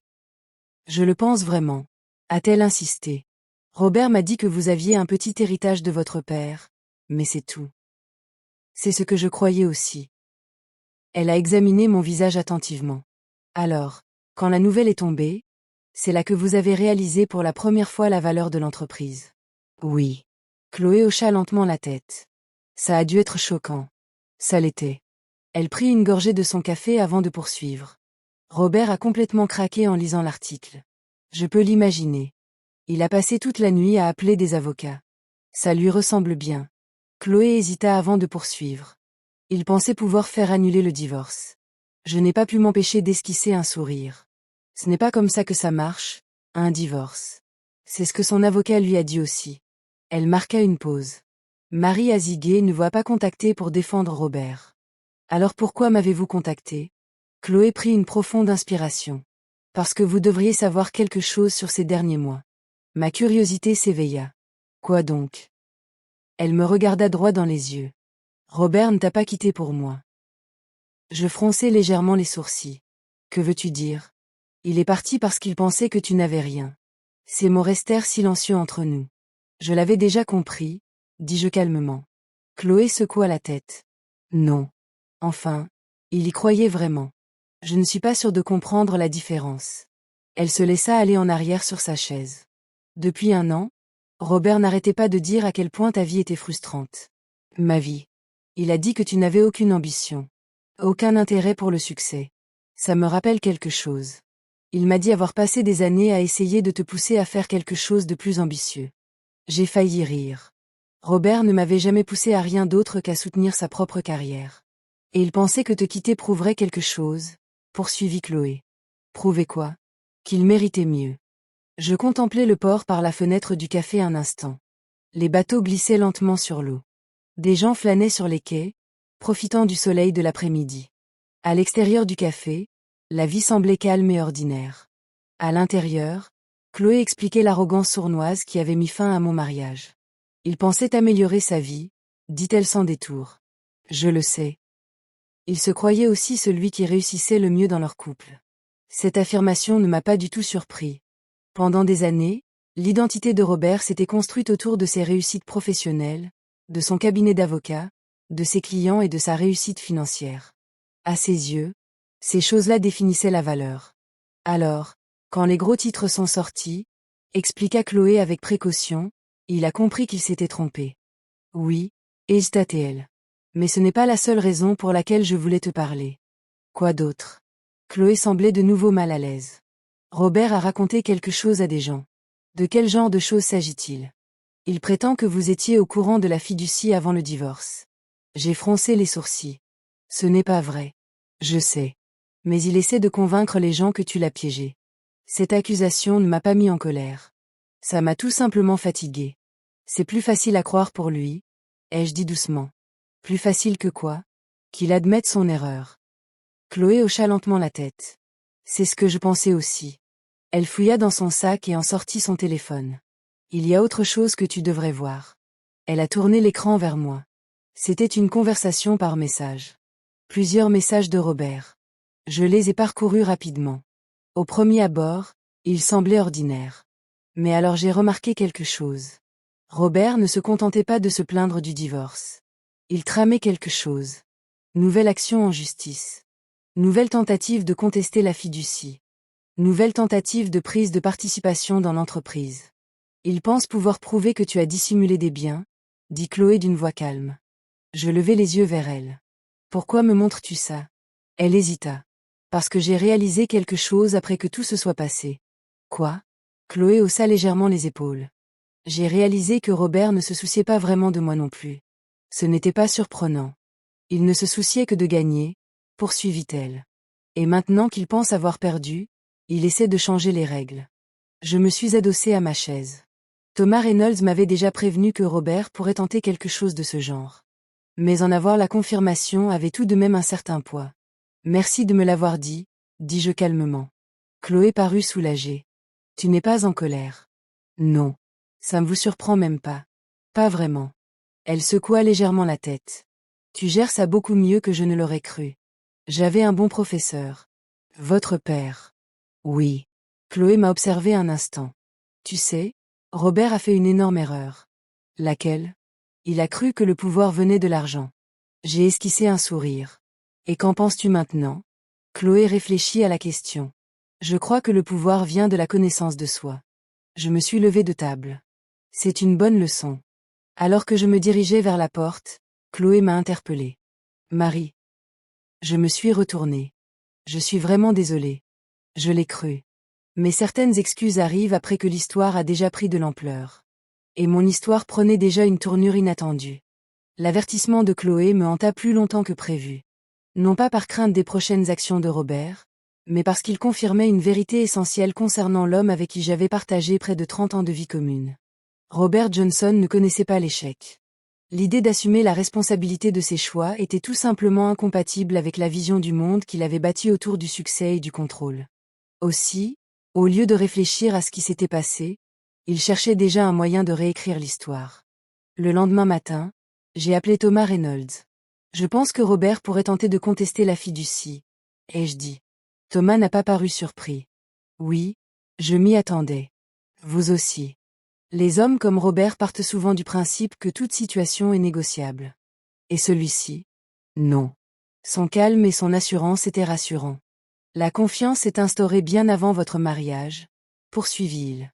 Juridiquement, c'est extrêmement bien protégé. Et s'il prétend que je lui ai caché l'information, cet argument ne tiendra pas. Pourquoi?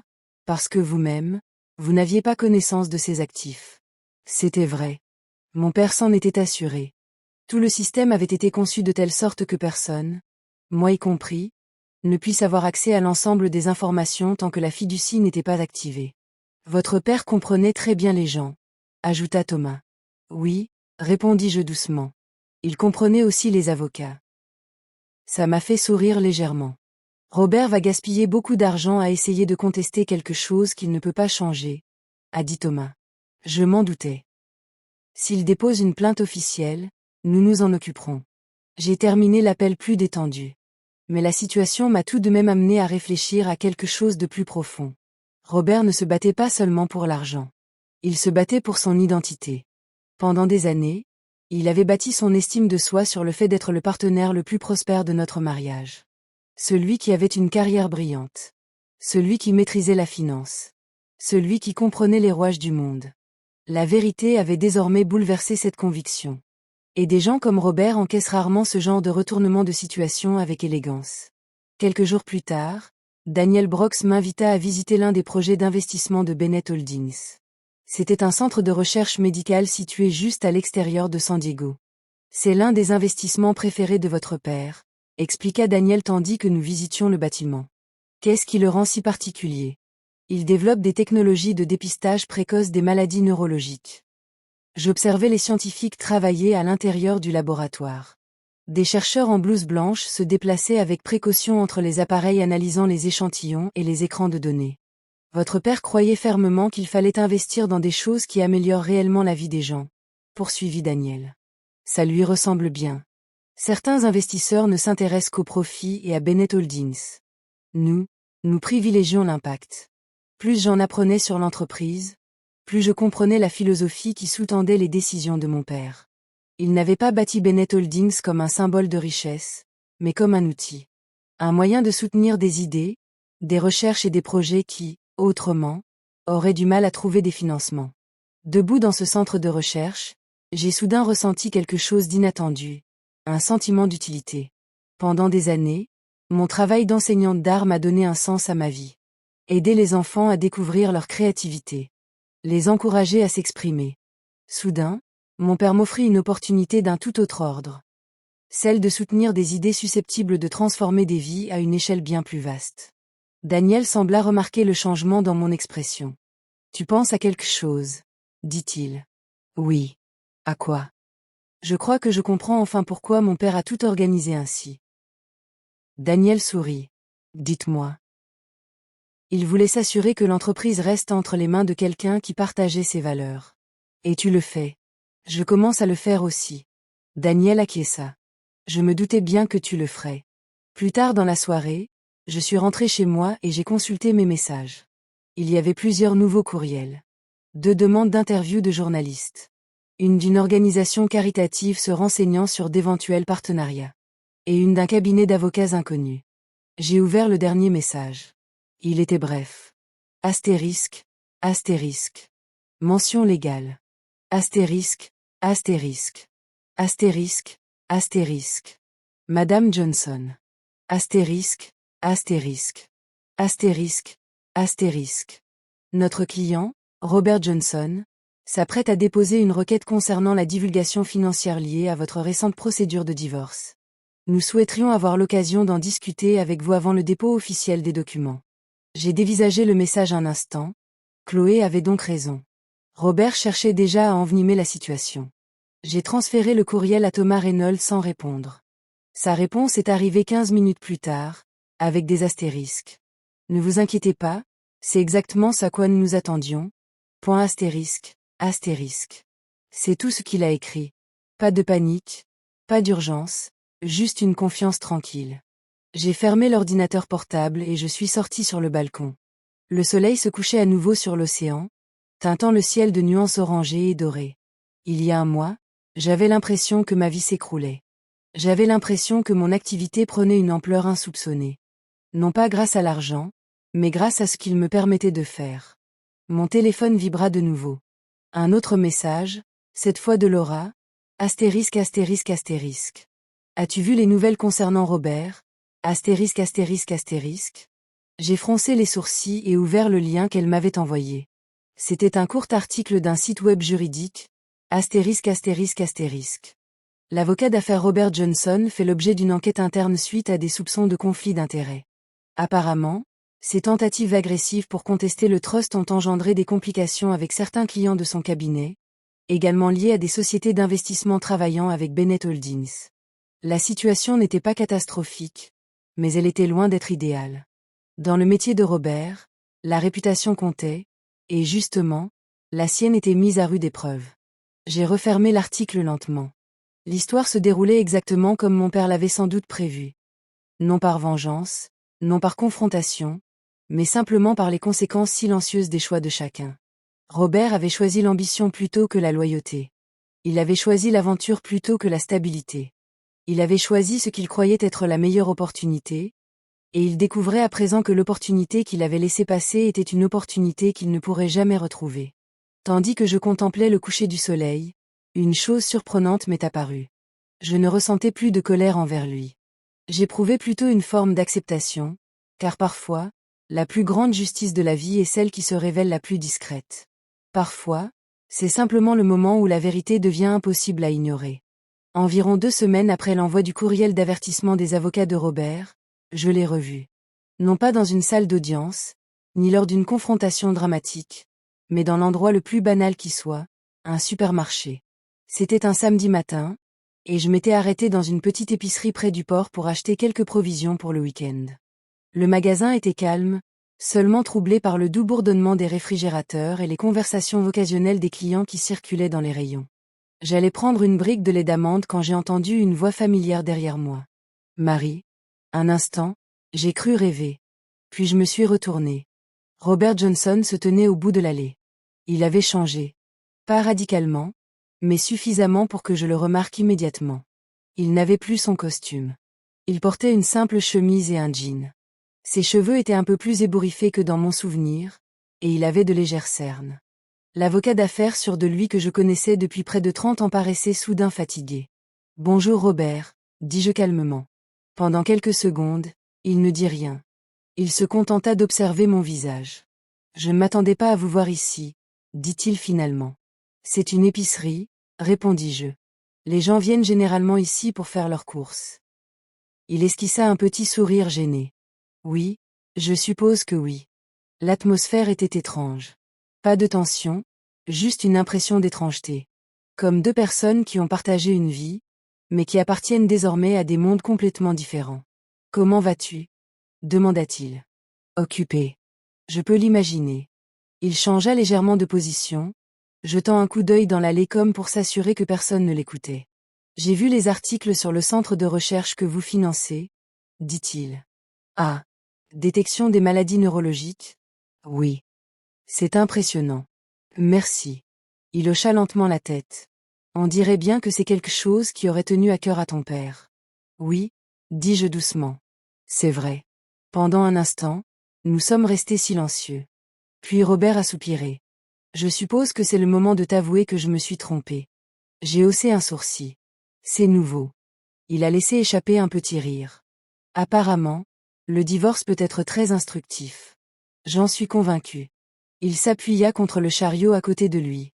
Mon avocat m'a finalement expliqué en détail la structure de la fiducie. Et il n'y avait aucune chance que je puisse la contester. C'est ce que j'ai compris. J'ai passé près de 2 semaines à chercher une solution. Ça a dû être frustrant. C'était humiliant. Son honnêteté m'a surpris. Pendant des années, Robert avait été extrêmement soucieux de préserver son image de réussite. Reconnaître une humiliation n'était pas chose facile pour lui. « Et votre cabinet » ai-je demandé. Il a haussé légèrement les épaules. J'y suis toujours. Mais certains clients n'aiment pas les drames. C'est compréhensible. Il acquiesça. Surtout quand l'enjeu est de taille. Je ne pus m'empêcher d'esquisser un léger sourire. J'imagine que ça complique les choses. En effet. Un autre silence s'installa entre nous. Puis Robert a dit quelque chose auquel je ne m'attendais pas. Tu as l'air heureux. J'y ai réfléchi. Étais-je heureuse ? Ces derniers mois avaient été chaotiques. Imprévisibles. Épuisants émotionnellement. Mais au fond, oui, je crois que je le suis, ai-je dit. Robert hocha lentement la tête. Je suis content. Il semblait sincère. Ah bon ? Ai-je demandé. Il a hésité avant de répondre. J'apprends. Apprendre quoi ? Cette ambition ne mène pas automatiquement à une vie meilleure. Je l'ai observé un instant. L'homme qui se tenait devant moi ressemblait toujours à Robert Johnson. Mais quelque chose avait changé dans son expression. Moins d'arrogance. Réfléchissez un peu. Vous avez bâti votre identité autour du succès, dis-je doucement. C'est vrai. Et maintenant ? Maintenant, j'essaie de comprendre ce que signifie réellement le succès. Il jeta un coup d'œil vers les vitrines du magasin où la lumière du soleil inondait la pièce. Pendant 30 ans, J'ai cru que gagner signifiait posséder plus que les autres. Et maintenant, je réalise que parfois, gagner signifie simplement ne pas perdre ce que l'on possède déjà. Les mots planaient silencieusement entre nous. Pour la première fois depuis notre divorce, la conversation n'avait rien d'une négociation.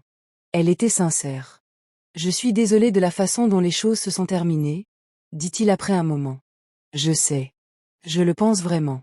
Je te crois. Mais je sais aussi que les excuses ne réparent rien. Non, j'étais d'accord. Non. Un autre silence. Puis il esquissa un léger sourire. Tu sais ce qui est le pire? Quoi? Si j'étais resté mariée à toi, tout le monde me prendrait pour un génie. J'ai ri doucement. C'est sans doute vrai. J'aurais dû être l'avocat brillant marié à l'investisseur milliardaire. Au lieu de ça, je suis celui qui a divorcé 2 semaines avant l'activation du trust. L'ironie de la situation ne nous a pas échappé. C'est une sacrée réputation, ai-je dit. Oui, a-t-il répondu. Il se redressa et prit son panier. Bon, je suppose que c'est ici que nous nous disons au revoir une fois de plus. Probablement. Robert hésita un instant. Vraiment? Oui. J'espère sincèrement que l'entreprise de votre père changera le monde comme il le souhaitait. Je ferai de mon mieux. Il hocha la tête une fois. Je pense que oui. Puis il se retourna et descendit l'allée vers les caisses. Je le regardai partir un instant. Sans colère. Non pas avec des regrets, mais avec un sentiment d'apaisement. Car parfois, le dernier chapitre d'une relation ne se termine pas par une confrontation dramatique. Parfois, ça se termine au beau milieu d'un supermarché. Avec 2 personnes qui comprennent enfin exactement qui elles sont. Et qui elles ne sont pas. 6 mois après mon divorce, ma vie était méconnaissable. Non pas à cause de l'argent, même si 2 milliards de dollars changent forcément quelques détails pratiques. Mais la véritable différence était plus profonde. La liberté. Pour la première fois depuis des décennies, chaque décision importante de ma vie m'appartenait entièrement. Aucune attente. Aucun compromis. Aucune pression sournoise pour se conformer à la définition du succès de quelqu'un d'autre. Bennett Holdings a continué de fonctionner sans encombre sous la direction de Daniel Brooks et de son équipe dirigeante. Mon rôle a peu évolué, passant d'observateur curieux à participant actif. J'assistais aux réunions stratégiques, examinais les plans d'investissement à long terme et, surtout, je contribuais à orienter l'entreprise vers des projets conformes à la vision que mon père avait toujours défendue. Recherche. Éducation. Innovation qui a réellement amélioré la vie des gens. L'une de nos premières initiatives majeures a été la Fondation Bennett pour l'éducation créative. L'idée est née d'une chose simple, les cours d'art que je donnais. Pendant des années, j'ai vu des enfants gagner en confiance grâce à la créativité. Des enfants en difficulté dans les classes traditionnelles s'épanouissaient soudainement dès qu'on leur donnait un pinceau ou un carnet de croquis. Mon père, quant à lui, avait bâti un empire financier en toute discrétion. Je souhaitais désormais utiliser une partie de cet empire pour offrir des opportunités à d'autres. En 6 mois, la Fondation a financé des programmes artistiques dans des dizaines de centres communautaires à travers la Californie. L'accueil a été extraordinaire. Des enseignants ont écrit des lettres décrivant des élèves qui se sentaient enfin reconnus. Des parents ont partagé des histoires d'enfants ayant découvert des talents insoupçonnés. Pour la première fois depuis le décès de mon père, j'ai eu le sentiment de poursuivre un projet important qu'il avait initié. Un soir, Daniel et moi passions en revue des rapports dans la salle de conférence de Bennett Holdings lorsqu'il m'a posé une question inattendue. As-tu remarqué quelque chose d'intéressant dans ton parcours? Quoi donc? Ai-je demandé. La plupart des gens supposent que ta vie a basculé le jour où tu as hérité de l'entreprise. C'est ce que disait le titre. Oui, répondit Daniel. Mais la vérité, c'est que ta vie a vraiment changé dès l'instant où Robert est parti. J'y ai pensé. Il avait raison. Le divorce avait été douloureux. Déroutant. Ce fut dévastateur sur le moment. Mais cela avait aussi ouvert une porte que je n'aurais jamais vue autrement. Si Robert n'était pas parti, dis-je lentement, la confiance ne se serait pas instaurée. Et je continuerais à donner des cours d'art à temps partiel, me demandant pourquoi mon mariage me semblait si distant. Daniel sourit. La vie a parfois des façons étranges de révéler la vérité. C'est vrai. Plus tard dans la soirée, je suis rentrée à l'appartement en bord de mer qui, peu à peu, était devenu comme un chez-moi. Les vagues de l'océan déferlaient régulièrement sur le rivage, comme chaque soir depuis mon emménagement. Je suis sortie sur le balcon et j'ai contemplé les étoiles. Un instant, j'ai pensé à mon père. Edward Bennett n'avait jamais été un homme théâtral. Il n'a laissé ni discours ni grande déclaration sur sa fortune. Il a laissé quelque chose de bien plus puissant, un système. Un plan discret et minutieusement élaboré pour protéger sa fille longtemps après sa disparition. J'ai ouvert le tiroir de ma table de chevet et j'en ai sorti la lettre qu'il avait écrite. La même lettre que j'avais lue des mois plus tôt dans le bureau de Thomas Reynolds. J'ai déplié la feuille et relu les dernières lignes. Astérisque. Un jour, la bonne personne entrera dans ta vie. Astérisque. Cette personne t'appréciera bien avant même de savoir à quel point tu vaux quelque chose. Pendant des années, j'ai cru que ces mots parlaient d'amour romantique. Maintenant, je comprenais autre chose. La relation la plus importante que je devais construire en premier était celle que j'entretenais avec moi-même. Confiance. Objectif. Respect de soi. Ces choses n'avaient rien à voir avec l'argent. Elles découlaient de la connaissance de soi et du refus d'accepter moins que ce que l'on mérite. Mon téléphone vibra sur la table de chevet. Un message de Laura. Astérisque, astérisque. Devine quoi? Astérisque, astérisque. J'ai souri et tapé en retour. Astérisque, astérisque.